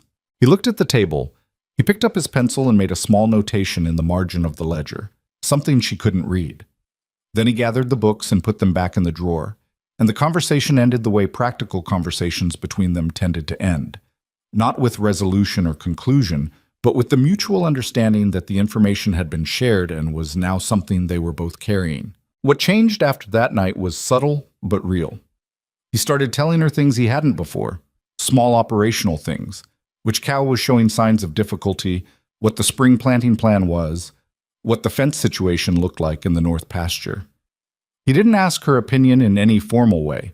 He just started including her in the information, which she understood to be, for a man like Wade Mercer, a significant gesture. She started doing more outside. It had been a natural progression. The household competence she'd built up over 4 months had created capacity, had given her time and energy that she hadn't had when everything was new and overwhelming. She started going to the barn in the mornings with genuine purpose rather than observation, learning the specific rhythms of the animals, which ones were easy and which ones were difficult. How to tell a cow that was in normal winter sluggishness from one that was developing something that needed watching. The learning had its specific indignities. Animals were not natural to her, and she didn't pretend otherwise. The first time she'd tried to milk a dairy cow without supervision, she'd managed it technically, but it ended up with her stool knocked over and her coat wet and the cow regarding her with what she could only interpret as disdain. She went back the next day and the day after that. By the 4th day, it was functional. By the 2nd week, it was almost easy. Wade watched her progress with the specific evaluation of a man who was recalibrating something in real time. He didn't offer much praise. She'd understood early that he didn't hand out praise as a matter of habit, but she'd learned to read the other signals. The way he incorporated her into the routine without comment, which meant he'd decided her contribution was reliable. The way he sometimes said good at the end of a thing she'd done, flat and plain. The single word carrying the weight of something more expansive that he simply didn't have the language or inclination to elaborate. She'd stopped needing the elaboration. The other thing that changed in February was the evenings. They'd developed a reading habit that had evolved organically from those first few nights when she'd brought out her books, and he'd picked up the Austen with the wariness of a man handling something foreign. He'd finished Walden in January and said about it, "He's right about most things. wrong about how hard it is to be alone. Which was, she thought, possibly the most revealing thing he'd said to her in 4 months. He'd moved on to persuasion, and she'd watched him work through it with the slow, deliberate pace of someone who didn't read much but read carefully, who didn't move to the next page until he'd gotten what the current one had to offer. One evening in the second week of February, he looked up from the book and said, without particular preamble, "This woman, Anne, she gave up the man she loved because other people told her to." "Yes," Eleanor said, "and she regretted it for 8 years." "Yes?" He looked at the book. "That's a long time to carry that." "Austin thought so too," Eleanor said. "That's the point she's making." He was quiet for a moment. "Did you leave someone behind?" he said. "In Boston." The question was asked carefully, in the tone he used for things he wasn't entirely sure he had the right to ask. She put her own book down and thought about the honest answer.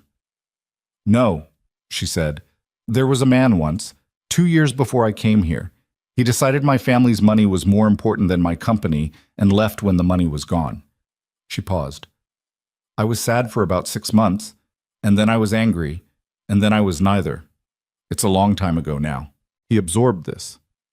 "I'm sorry," he said. "Don't be. He did me a service in retrospect." Wade looked at her. "How so?" "Because I stopped believing I needed someone else's approval to take up space," she said. "It took losing everything to understand that, but I got there." She looked at her hands, the changed hands, rougher and stronger than the hands that had held that first terrible supper plate 4 months ago. "Although I might have preferred a less dramatic lesson." Something moved in his face. The almost smile. She'd cataloged many variations of it by now. This one was warmer than most. "I had a wife before," he said. She waited. "Her name was Catherine. We were married 2 years. She was from Missouri." He looked at the book in his hands without seeing it. "She was a good person. She just hated it here. The cold, the isolation, the work." He paused. "I couldn't blame her. I tried to, but I couldn't."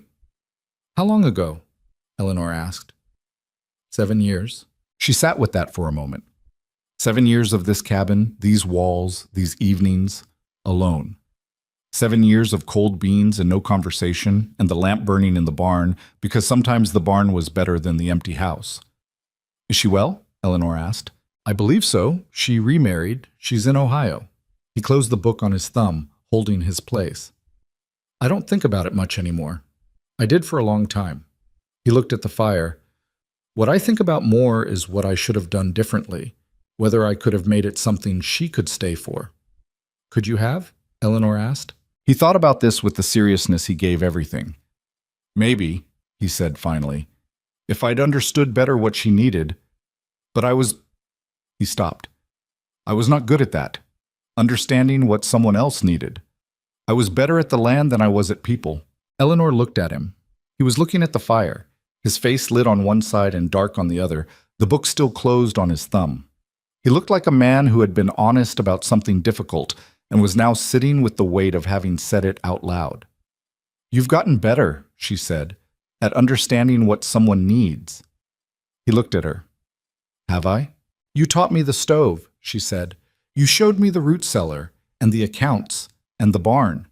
You didn't have to do any of that." She looked at him directly. "You could have just waited for me to fail and then told me to leave." He was quiet for a moment. "I thought about it," he said, "in the first week." "I know you did," she said. "I thought about leaving too." "Why didn't you?" The fire cracked and settled. The wind moved over the valley, that continuous low sound she'd stopped noticing as background and now sometimes stopped to actually hear. The voice of the place she'd written in the second notebook once, and then felt melodramatic about it and then left it there anyway. "Because I decided," she said, "that if I was going to be afraid of something, I was going to be afraid of it while moving toward it, not away." He looked at her for a long moment in the lamplight. Then he opened his book and found his page again. But the silence after that was different. It was the silence of two people who had put something down on the table between them and were now sitting with it, neither of them entirely sure what it was, but both of them clear that it was there. She went back to her reading. Her hands had stopped aching in the evenings. She hadn't written that in either notebook. She didn't need to. It was the kind of thing you just knew. It was the kind of thing that meant you were still here. The storm that changed everything arrived on a night in the third week of February. Eleanor heard it coming before she could see it. That was something she'd learned. How to hear the weather before it arrived. The specific register of wind that meant serious business. The way the temperature dropped in the hour before a major storm in a different pattern than ordinary cold. She'd been lying on her side of the bed. They'd arrived at a practical arrangement about this too, in the wordless way they arrived at most practical arrangements, simply by existing in the same space until something settled into place. And she heard the change in the wind at around 10 at night and was awake fully and immediately. She got up and went to the main room window. The sky to the northwest was doing something she'd only seen once before, on the night of the January blizzard. A darkness within darkness, a density in the clouds that meant the storm wasn't coming so much as it was already here and you were already inside it. She went to the stove and started building it up. Wade was up 3 minutes later, which meant he'd heard it too, or felt it in his sleep the way men who'd lived in a place long enough felt things without quite being awake to feel them. He came out pulling on his coat and went straight to the window. "How bad?" she said. "Bad," he said. "Temperature's going to drop hard. I've got to check on the animals. I'll keep the stove up and fill the water." He was already pulling on his boots. He went out and she started filling every pot and bucket and container she could find, because the cold that was coming was the kind that froze the pump and froze the stored water and froze the world into a stillness that lasted until it decided to let go, which it would do on its own schedule and not anyone else's. She worked steadily, the way she'd learned to work in this place. Not fast, but continuous, without wasted motion, task to task in the order that made sense. Fill the water, feed the stove, find the extra blankets and put them at the foot of the bed. Check the supply of wood inside against what the night was likely to require, and bring in 3 more armfuls while she still could, stacking it inside the door with her arms shaking from the cold outside. The storm hit properly at around midnight. It hit the way Montana storms hit, all at once, comprehensively, without any of the gradual buildup that storms in more polite climates observed. The wind went from serious to violent in the space of a few minutes, and the temperature dropped past what the thermometer handled, and the sound of it was the sound of something enormous and completely indifferent pressing against everything they'd built with everything it had. Eleanor was at the stove when she heard it, or rather, she heard what she wasn't hearing, which was the absence of Wade's footsteps crossing back from the barn. She looked at the clock on the shelf, 12:43. He'd gone out at 10:30. She went to the window and looked and saw nothing, because nothing was visible. The storm had taken everything past 10 feet and made it white and formless and without reference. The lantern she'd hung by the door as a guide marker was still burning, but it lit nothing except its own small sphere of existence. She waited 12 more minutes. She counted them. Then she put on her coat. She put on her heaviest gloves. She wrapped a scarf around her face until only her eyes were showing. She picked up the second lantern from the hook on the wall and lit it. She knew he would have told her to stay inside. She knew that clearly and with complete accuracy. She opened the door anyway. The cold hit her like a physical thing, not like temperature, like impact.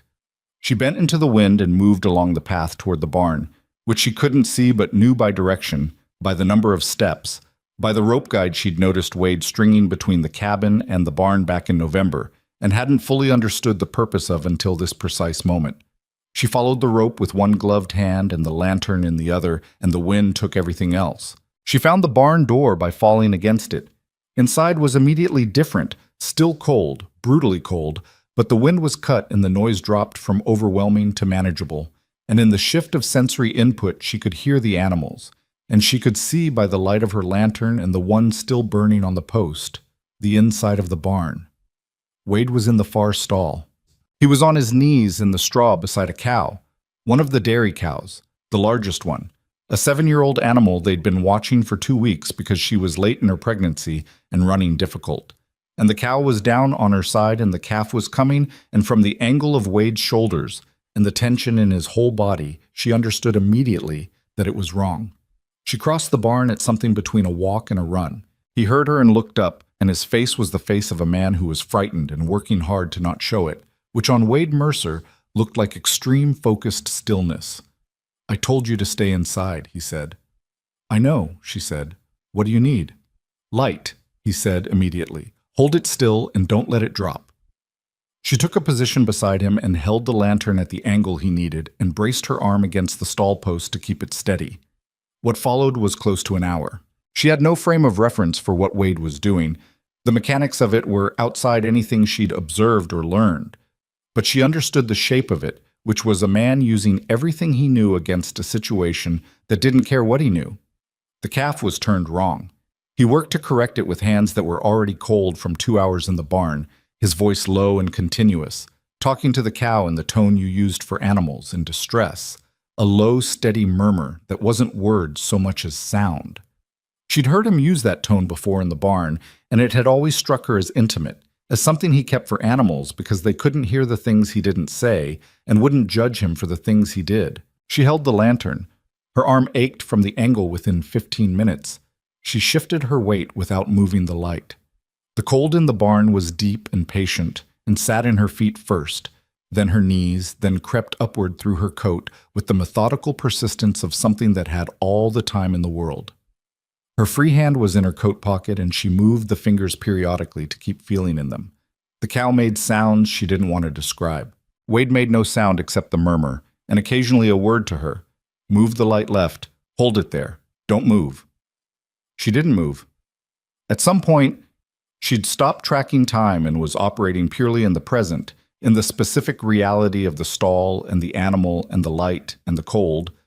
Wade said, in a different voice, the controlled voice of a man suppressing something large, "She's not going to make it on her own." "Tell me what to do," Eleanor said. He looked at her. His hands were red and shaking slightly. "Put the lantern down against the post so it holds." "Come here." She wedged the lantern against the post at the angle that kept the light where it needed to be and moved to where he directed. "You're going to hold here," he said, positioning her hands. "When I tell you to pull, you pull. Steady, not hard. Steady." "All right," she said. She had never in her life done anything like what she did in the next 15 minutes.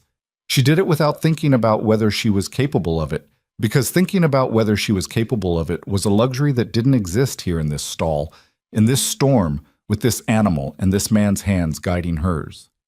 When he said pull, she pulled. When he said hold, she held. When he said now, a single word, sharp and clear, cutting through the sound of the storm outside and the animal and everything. She understood what it meant, and she did it. The calf came free. It came free with a rush and a sound, and Wade caught it, and it landed in the straw, and Eleanor sat back on her heels in the mess and the steam and the specific animal reality of birth, and she looked at the small, wet, entirely motionless creature and felt a terror that was completely new. "Is it?" she started. Wade was already moving. He had the calf, and he was clearing its airways with practiced, urgent hands, and then the calf moved. A small contraction, a reflex, a leg jerking against the straw. And then it moved more, and the sound it made was small and definitive and alive. Eleanor put her hand over her mouth. The cow lifted her head and turned toward the sound. Wade sat back in the straw and put his hands on his knees and breathed. Just breathed. Deep and uneven, the breathing of a man letting something go that he'd been holding very tight. Eleanor realized her hands were shaking. She looked at them, her strange, changed hands, rough and red from the cold, covered in things she wasn't going to think about. And they were shaking with a fine, continuous tremor that was partly the cold and partly something that didn't have a physiological explanation. "Here," Wade said. He took both her hands in both of his and held them, not gently exactly, firmly, the way he did everything. His warm, rough palms pressed against her cold ones. He held them until the shaking in her fingers slowed and then stopped. She felt his warmth moving into her hands like something transferred. She felt her fingers come back to themselves, joint by joint. She looked at their hands, and then she looked at him. He was already looking at her. His face was... She didn't have a word for it. Open wasn't right, because his face was never open. He kept too much internal for open to apply. But something in it was present in a way it usually wasn't. Something that had put down its usual armor just for this moment, in this barn, with the storm outside and the calf in the straw and the steam rising from the cow's breath and the lantern making everything amber and shadow. "You stayed," he said. You needed the light, she said. He looked at her for a moment longer, still holding her hands. Then he looked down at them, as if noticing what he was doing. He didn't let go. I've lost animals before, he said. In a storm like this, I've lost animals and I've lost a... He stopped, started differently. I thought this one was going to go the same way. But it didn't, she said. No, he said. It didn't. The calf was trying to stand now, doing the specific, uncoordinated, earnest work of a newborn finding its legs for the first time. It got halfway up and sat back down and tried again. The cow was on her feet and watching it with the focused attention of a new mother deciding whether everything was all right. Eleanor watched the calf try to stand and felt something in her chest that was too large and too complicated to examine right now. In a cold barn in the middle of a blizzard 4 months into a life she'd arrived at through desperation and dishonesty, and the specific grace of not having anywhere better to go. Wade let go of her hands. He stood and checked the cow, the calf, the stall. His hands moved with the quick, sure efficiency she'd watched all winter, the competence of a man who'd been doing this alone for so long that it had become automatic. She stood too, and her legs ached from the kneeling, and her back ached from the cold, and she was dirty and exhausted, and she'd never felt less like the woman who had stepped off that train in Bozeman. She'd also never, she realized, felt more like herself. Whatever that self was now. Can we get it to morning? She said. The cow, the calf. I'll stay, he said. I'll stay with you. He looked at her. I'm not going back to the cabin, she said simply. You stayed in this barn all winter. I can stay one night. He looked at her for a long moment with that unreadable expression. Then he turned and got the extra wool blanket he kept on the tack wall hook. She'd seen it there, but never known why until now. And he handed it to her without a word. She wrapped it around her shoulders and sat down in the straw with her back against the stall post, near enough to the lantern to have its warmth, and he sat down beside her. Not far, closer than he usually sat, close enough that his shoulder was against hers. Outside, the storm did what it did. The wind worked at the barn walls and didn't find enough purchase to matter. Inside, the cow breathed. The calf sorted out its legs, piece by piece, with the patient determination of something that had only been alive for 30 minutes and already understood it needed to keep trying. Eleanor's shoulder was against Wade's shoulder, and she was exhausted down to her bones. And after a while, her head tipped, just slightly, against him. Not a decision, just gravity. And he didn't move away. They sat like that in the straw while the blizzard made its argument outside, and the lantern burned steadily, and the calf, eventually, stood. Not perfectly. It stood the way new things stand, uncertain and ungainly, and slightly ridiculous, and completely, stubbornly alive, Wade said quietly, to the barn, and not to her in particular. There it is. There it is, she said. She didn't move her head. He didn't move his shoulder. Outside, the storm began, very slightly, to ease. She was still awake when the first gray of pre-dawn came through the gap in the barn boards, turning everything from amber to colorless. The calf was nursing. The cow was standing steady. Wade had fallen asleep at some point in the last hour, his breathing slow and deep, his shoulder still solid against hers.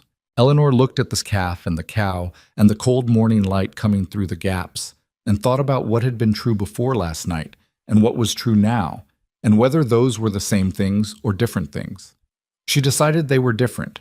She didn't write it in either notebook. Some things were too large for the second notebook, which had always been the book for small things. The hawk, the light on the mountains, the way his face moved when he wasn't watching himself. What had happened in this barn in this storm was not a small thing. She sat with it instead, in the straw, in the cold morning, with her shoulder against his. She sat with it and let it be true. Wade woke in the barn straw at first light with a stiff neck and Eleanor's shoulder no longer against his. He lay still for a moment before opening his eyes. Outside, the storm had dropped to something manageable. He could hear it in the changed quality of the wind, the difference between a blizzard still at full force and one that had burned through the worst of itself. Inside the barn, the animals were quiet. The lantern had burned down to almost nothing. Eleanor was standing at the stall gate with her back to him, watching the calf nurse. She'd kept the blanket around her shoulders, and her hair had come loose from its pins sometime in the night. She was holding her right hand, the one that had taken the worst of the cold, cupped in the other, and she was very still in the way of someone who had been standing there long enough to stop fidgeting. He watched her for a moment without speaking. In 7 years of running this ranch alone, the barn at dawn had been a particular kind of solitary, not unbearable. He'd made a certain peace with solitary before Eleanor arrived, but defined, the way all solitude is defined, by what isn't there. The stillness of a space built for more than it was holding. This morning was different, and he let himself know it without immediately deciding what to do about it. "How's she doing?" he said. Eleanor didn't turn, but her shoulders shifted slightly. "Good, I think. The calf is feeding. She seems less distressed than she was." A pause. "I don't actually know what stable looks like for a cow after a night like that." "That's stable," he said. He got up from the straw, which took more effort at 34 than it had at 24, and checked the cow himself. The calf was nursing with the single-minded urgency of something that had been alive 8 hours and had already decided that survival was worth working for. He ran his hands along the cow's flank, and she turned her head and looked at him, and what he read there was acceptable. "She'll be all right," he said. He heard Eleanor let out a breath. "Go inside," he said. "Get warm. I'll finish up here." She didn't argue. She handed him back the blanket and walked to the barn door and stopped. "Wade." He looked up. She was standing with her hand on the door, looking at him with an expression that was direct and also careful. The way she looked at things she was still working out. "I'm glad I was here," she said. "Last night, that's all." It was a simple sentence, arrived at through the wreckage of more complicated ones, and he understood that the simple one was the true one. "I know," he said. She nodded and walked out into the gray February morning. He watched through the gap in the barn boards until the cabin door closed behind her. Then he stood in the barn for a moment with his hands at his sides, not doing anything, just standing.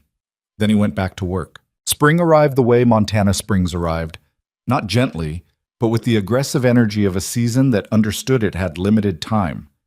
The snow pulled back from the valley in stages through March and April, and the ground that came up underneath was dark and raw, and smelled like something returning to itself after a long absence. Eleanor walked the property in early March and tried to see it the way Wade saw it. The south pasture, the north field he planned to expand, the creek running high with snowmelt along the eastern fence line. She'd stopped being frightened of the mountains sometime in December. They were simply there now, the way the stove was simply there, the way Wade was simply there, large and permanent and requiring a specific kind of navigation rather than fear. 6 calves arrived in March, staggered over 3 weeks. 2 of the births were difficult enough that she and Wade worked them together, and by now they were an established team in a way that didn't require conversation to function. She knew when he needed light, when he needed another pair of hands, when to stay back and when to come forward. He stopped having to tell her and started simply working alongside her, which was more efficient and also something more than efficiency. It was in this same March that Wade told her about the cooperative. He said it at supper, not as a question, but as a report, which she'd learned to recognize as his way of including her in decisions that were already made, but that he wanted her to understand. Thomas Carey, the Carey's eldest boy, was coming to work the ranch through spring and summer, 15 years old, reliable, worth the cost. "Ruth says he's good," Eleanor said. "He is," Wade said. He turned his fork over in his hand, the gesture she'd come to recognize as the physical equivalent of organizing thoughts. "I want to put in a new fence line along the east pasture before the ground fully thaws. More grazing area means we carry more cattle through next winter without feed eating us alive." She'd been thinking about the same problem from a different direction. "The accounts have room if you're careful about the timber purchase," she said. "Use the repair budget. Don't open a new credit line." He looked at her. "You've been in the books." "We agreed I would be," she said. "We did." A pause. "You're right about the timber."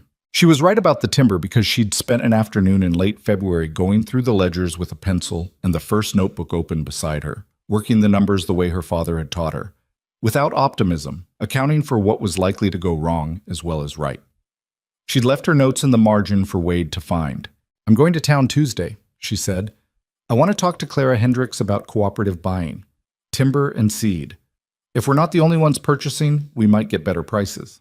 He looked at her with the evaluating expression that had softened over the months, but was still fundamentally the expression of a man who didn't take things at face value. Then it shifted into something else, something she'd cataloged as specific to the moments when she said something that surprised him in a direction he hadn't expected. "That's not a bad idea," he said. "I know," she said, and he almost smiled. She went to town Tuesday, taking the wagon alone for the first time, something she'd been working toward for weeks, practicing in shorter distances until she was confident enough to trust herself with the full 4-hour round trip. Wade had watched her hitch the horse that morning without comment. When she climbed up and picked up the reins and looked at him, he gave her a single nod. That was the whole send-off, and it was enough. Clara Hendricks was doing inventory when Eleanor came in, and looked up with the expression of a woman who already knew this visit had a purpose. They talked for 2 hours.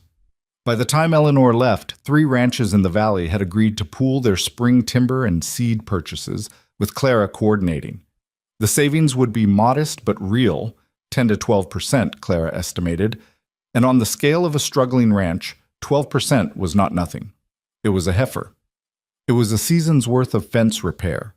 It was the difference between a number in the red and a number in the black. Eleanor drove home in the late afternoon with the mountains going pink to the west and thought about what she'd just done. She'd walked into a room and negotiated something and walked out with a result. She'd been good at this kind of thing once, in her father's business, before that life ended. She'd spent 2 years believing the competence had ended with the life. It hadn't. It had just been waiting for somewhere useful to put itself. When she pulled into the yard, Wade was coming out of the barn. He watched her bring the wagon in and unhitch the horse, movements that were practiced and confident, and nothing like the fumbling uncertainty of her first weeks. And when she turned around, he was looking at her with the unguarded version of his face, the one that forgot to perform neutrality. "Clara Hendricks is putting together cooperative buying," she said. 3 ranches, timber and seed, will save 8 to 12%. "You did that in one afternoon," he said. "Gosh, Clara did the heavy lifting. I provided the idea and the momentum." "That's usually the harder part," he said. She looked at him. He was looking back. The afternoon light was long and flat across the yard, and the mountains were doing their evening thing, going from gold to purple, and there was nothing cinematic about any of it. Her arms were tired from the drive, there was mud on her boots, the horses needed feeding, but she felt the specific weight of the moment anyway. The way 2 people sometimes see each other clearly at the same time, without either of them meaning to. "Go inside," he said. "It's cold." She went inside. Thomas Carey arrived the first Monday of April, and revealed himself within an hour to be exactly what his mother had promised. Reliable, unpretentious, and capable of seeing what needed doing without being told. Wade assessed him the way he assessed everything, silently and thoroughly, and by the end of the first day had clearly decided Thomas was worth his wages. Eleanor's relationship with Thomas was different from her relationships with the valley's adults. He had no previous version of her to compare against. He arrived into the ranch as it currently existed and accepted it as normal, which meant he arrived into a situation where the rancher's wife handled accounts, drove wagons alone to town, and could deliver a calf in a storm. And he took all of this as simply how things were. One afternoon in late April, he was in the kitchen doorway after the midday meal, the way he sometimes was, watching Eleanor take bread out of the oven. "My ma said you couldn't cook when you first came," he said. "Your mother was correct," Eleanor said. "She said you learned it all here." "I did." He thought about this with the seriousness of a young person working out something real. "So you had to become a different person," he said. She looked at the bread, the clean brown crust, the even rise, bread that had taken 100 attempts to become this casually reliable. "I had to become more of the same person," she said. The parts that were already there just expanded to fill the available space. Thomas looked like he wasn't sure what that meant. She wasn't entirely sure either, but it felt accurate. "That's a lot of space," he said, looking out the window at the valley. "Yes," she said, "it is." The spring moved into summer and the work changed character. Less survival, more construction. Wade and Thomas put in the east fence line through April, and Eleanor tracked the progress against the budget she'd laid out. She started a kitchen garden in May. The herd grew with the spring calves, and with 2 purchases Wade was able to make in April, the purchases funded partly by what the cooperative buying had saved. Ruth Carey came in June, ostensibly to return a preserving jar, actually to see what was happening at the Mercer place.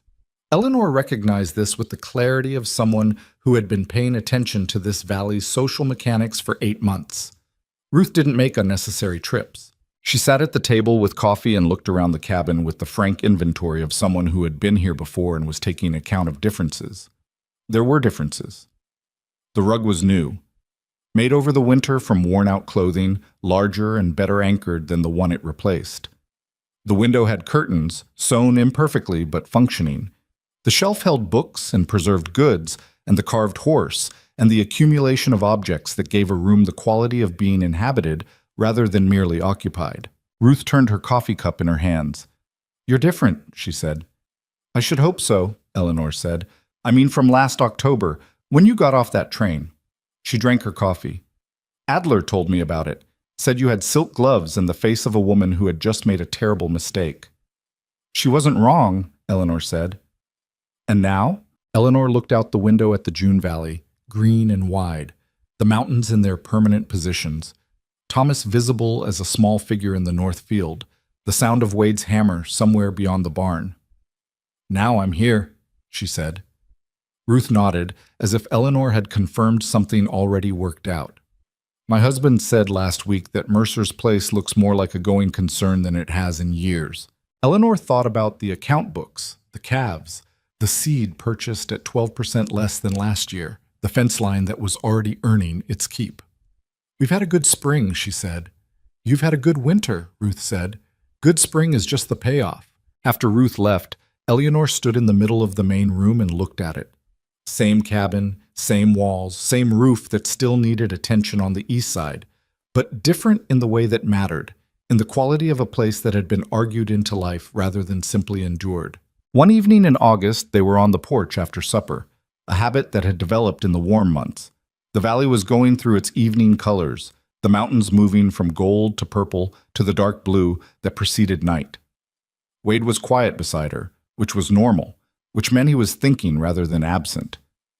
"My father would have liked you," he said, to the mountains rather than to her. She looked at him. He didn't look back. He didn't like many people, he said, but people who worked without needing to be told, who figured things out, he respected that. He paused. "He would have said you were useful." "That's the highest compliment," she said. "From him it was."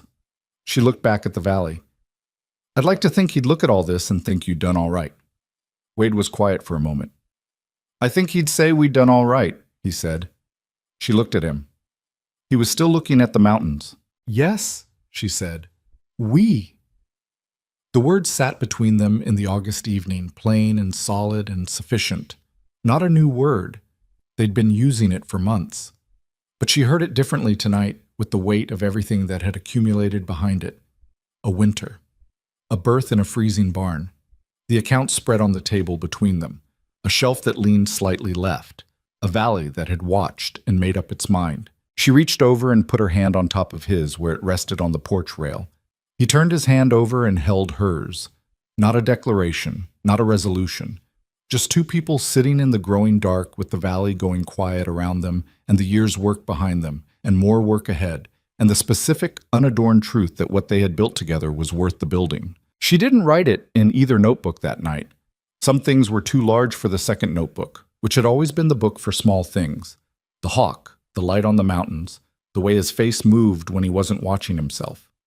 What had been built this year was not a small thing. She let it stand without annotation, the way the shelf stood, imperfect, functional, made with genuine care. That was enough. That was more than enough. The second winter was not easier than the first. It was different, which was not the same thing. Eleanor knew the stove now. She knew the root cellar and the rhythm of the cold and the logic of the work. The fear that had lived in her chest through that first October.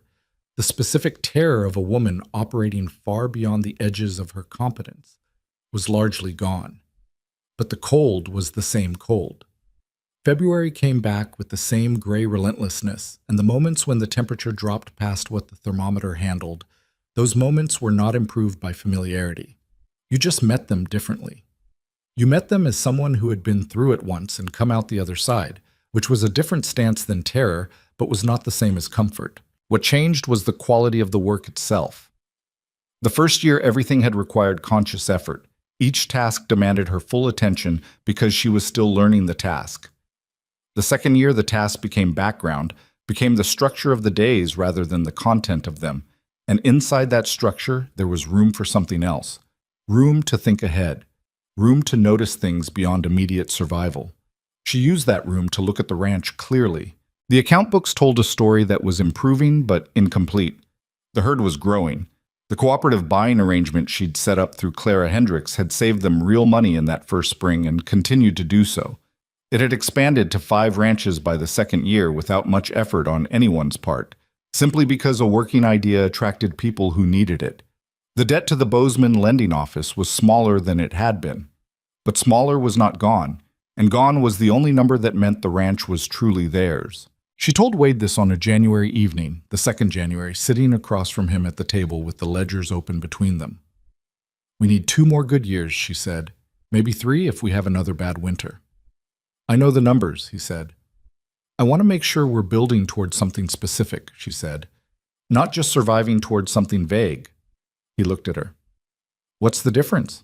Surviving towards something vague means you stop when it gets hard enough. Building towards something specific means you know what you're working for and you don't stop until you get there." She met his eyes. "I want to know we're doing the second thing." He was quiet for a moment. Outside, the January wind moved over the valley with its patient, permanent weight. "We're doing the second thing," he said. "Then say the number," she said. "What does done look like?" He looked at the ledger. He said a number. The debt? Cleared. A herd size. A fence line completed. Specific, concrete. The language of a man who thought in terms of what existed rather than what was hoped for. She wrote it in the first notebook. "All right," she said. "Then that's what we're working toward." The third year brought the hardest test that had nothing to do with weather. A man named Garrett came through the valley in April, representing a land acquisition company out of Helena that was buying up smaller ranches and consolidating them into larger grazing operations. He was well-dressed and reasonable-sounding, and he made Wade an offer that was, on its surface, not unreasonable. Enough to clear the debt and have money left over. Enough to start somewhere easier. Wade didn't tell Eleanor about the visit until 2 days after it happened. He told her at supper, in the flat tone he used for things he'd already decided but felt she had a right to know. "A man came by Tuesday," he said, "offered to buy the ranch." She set her fork down. "I told him no," Wade said. "You told him no without talking to me first," she said. He looked at her. "It was my answer to give." "It's our ranch," she said. "That makes it our answer." The silence that followed was the kind they hadn't had in over a year. The heavy kind. The kind with weight. She looked at him across the table, and he looked back, and neither of them looked away. "You're right," he said finally. It cost him something to say it. She could see that. "I should have told you before I answered." "Yes," she said. "You should have." She picked up her fork. "But for what it's worth, my answer would have been the same." He looked at her. "You didn't even hear the number." "It doesn't matter what the number was," she said. "This is not something we built to sell." Something in his face shifted. That specific movement she'd cataloged over 2 years. The one that happened when she said something he hadn't expected and hadn't known he needed to hear. He looked at the table. "No," he said. "It's not." Garrett came back a month later with a higher number. Eleanor was in the yard when he rode in, and she was the one who walked out to meet him, and she told him clearly and without hostility that the ranch was not for sale and would not be for sale, and that he was welcome to save himself the ride in the future. He looked at her with the mild condescension of a man who has underestimated a woman before and is in the process of doing it again. And then he looked at her more carefully, and then he left. Wade had watched from the barn doorway. When Garrett's horse was out of sight, he walked over to where she was standing. "You didn't need to do that," he said. "I know," she said. "I wanted to." He stood beside her, and they both looked at the road where the rider had gone, and the valley beyond it, and the mountains beyond that. The May grass was coming up in the lower pasture, green and new, and the creek was running full and clear, and the north fence line that Thomas had helped put in was holding exactly as it should. "It's a good ranch," she said. "It is," he said. "We made it that way." "Yes," he said. "We did." The debt cleared in the 4th year. Wade came home from town on a gray March afternoon and set a receipt on the table without a word. Eleanor picked it up and read it and put it back down and looked at him. "Now what?" she said. He almost smiled. "Now we build the north barn," he said, "the one I've been putting off." She opened the first notebook to a fresh page. "Tell me what you need," she said. "Materials, time, hands." He started talking. She wrote it down. This was what they were. Not the dramatic version, not the story version, but the actual version. Two people who, when the significant moment had passed, picked up the pencil and made the list. Because that was how things got built. Not through feeling alone, but through the daily decision to keep going. One evening that same spring, late, after Thomas had gone home and the house was quiet, Wade stopped in the bedroom doorway the way he sometimes did when he had something to say and was deciding whether to say it. "Eleanor." She looked up from the notebook. "I wrote to the matrimonial bureau because I needed a practical solution," he said. "I described a ranch that was better than what I had. I left out the parts that would have sent you somewhere else." He looked at the doorframe. "You know that." "I know," she said. "My letter wasn't honest either." "No," he said, "but here's what I've been thinking." He looked at her directly, committing to it. "The reason I wrote and the reason you answered, those were bad reasons, desperate reasons. Neither of us was being straight with the other." He paused. "But what we built from those reasons is something I would have chosen. If I'd known what it was going to be, I would have chosen you. Not a capable woman, you specifically." The room was quiet around them. The lamp between them made his face warm and shadowed and entirely itself. No performance, no management, just a man saying a true thing in plain language. "I know," she said. "I would have chosen you too." She looked at him. "Although I would have asked better questions about the house." He was quiet for one beat. Then he laughed. A real one, surprised out of him, and it changed his face into something younger and entirely undefended. She laughed too, and it filled the kitchen, and he crossed the room and she leaned into him and he put his arms around her and they stood like that in the quiet house while Montana did what Montana always did.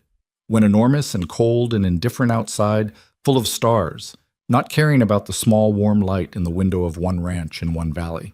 The indifference was not cruelty. She had understood this by now. The land didn't care whether you made it. That was exactly why making it meant something. Years later, and there were many years, real years that accumulated with the weight of things built and kept, the Mercer Ranch became one of the most recognizable operations in the Gallatin Valley. Not the largest, not the wealthiest, but consistent, capable, the kind of place that other ranchers pointed at when they needed an example of something that worked. A going concern, as Ruth Carey's husband had said in that first spring, and he said it again 10 years later with a different kind of weight behind it. Eleanor kept every notebook. The first one, 2 volumes by the time she was done adding to it, became a practical document that Thomas Carey's wife consulted seriously when they started their own homestead. The second notebook, the one for observations, for small precise things, she filled 7 times over the years. She never showed it to anyone. She learned to ride properly in the 3rd year, after admitting that functional but not good was no longer sufficient for her own standards. She learned from the best rider in the valley, a woman who had no patience for false modesty, and she became competent rather than excellent, and she crossed it off the first notebook's list and didn't feel the need to put anything in its place. Some things she never crossed off. The deep knowledge of a place that only came from time, the valley's specific weather logic, the social architecture of a community that looked simple and wasn't. These were not tasks to complete. They were ongoing, and she stopped treating them as problems to be solved and started treating them as the texture of a life being lived.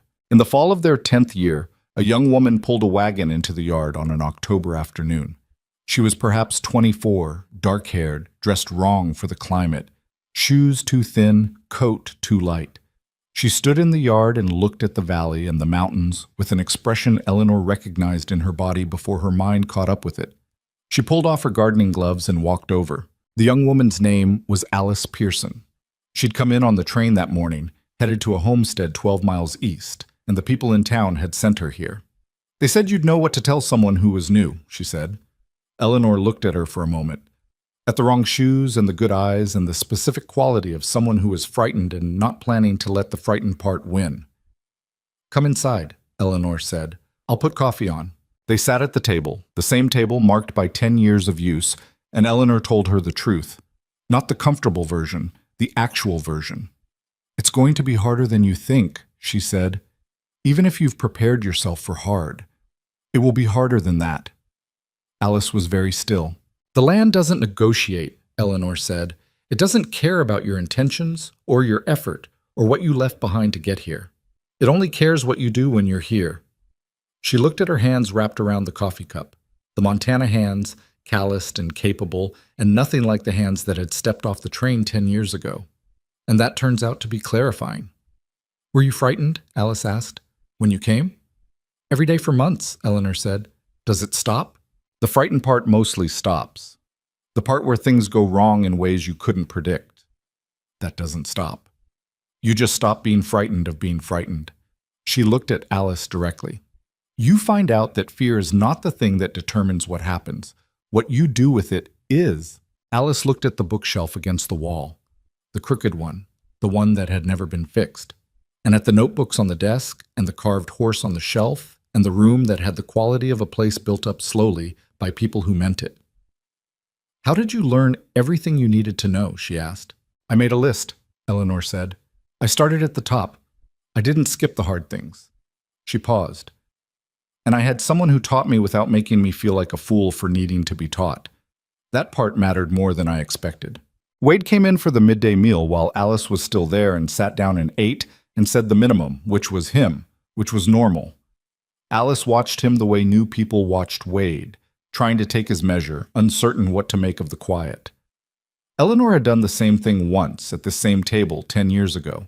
When Alice left, with a list of practical advice, a jar of preserved apple, and the names of every woman in the valley worth knowing, Eleanor stood in the doorway and watched the wagon go.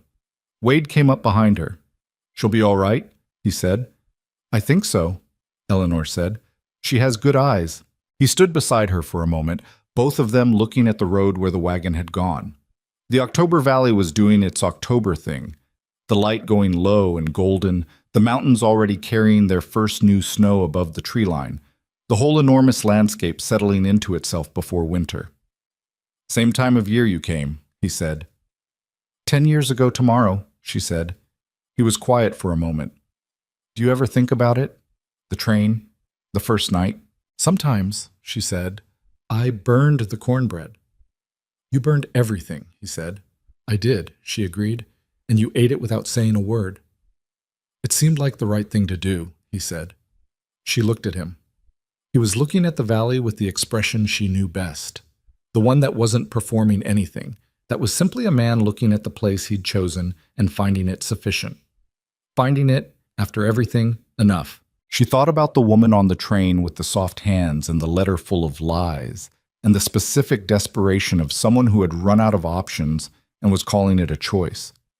That woman was still in her somewhere, still present the way the past is always present, but she had been so thoroughly added to, so completely built upon, that she was more foundation than person now. That was what this place had done, not fixed her, not transformed her into something unrecognizable, just kept asking things of her until she found out she had them to give. I'm glad I came, she said. I know, he said. I'm glad you ate the cornbread.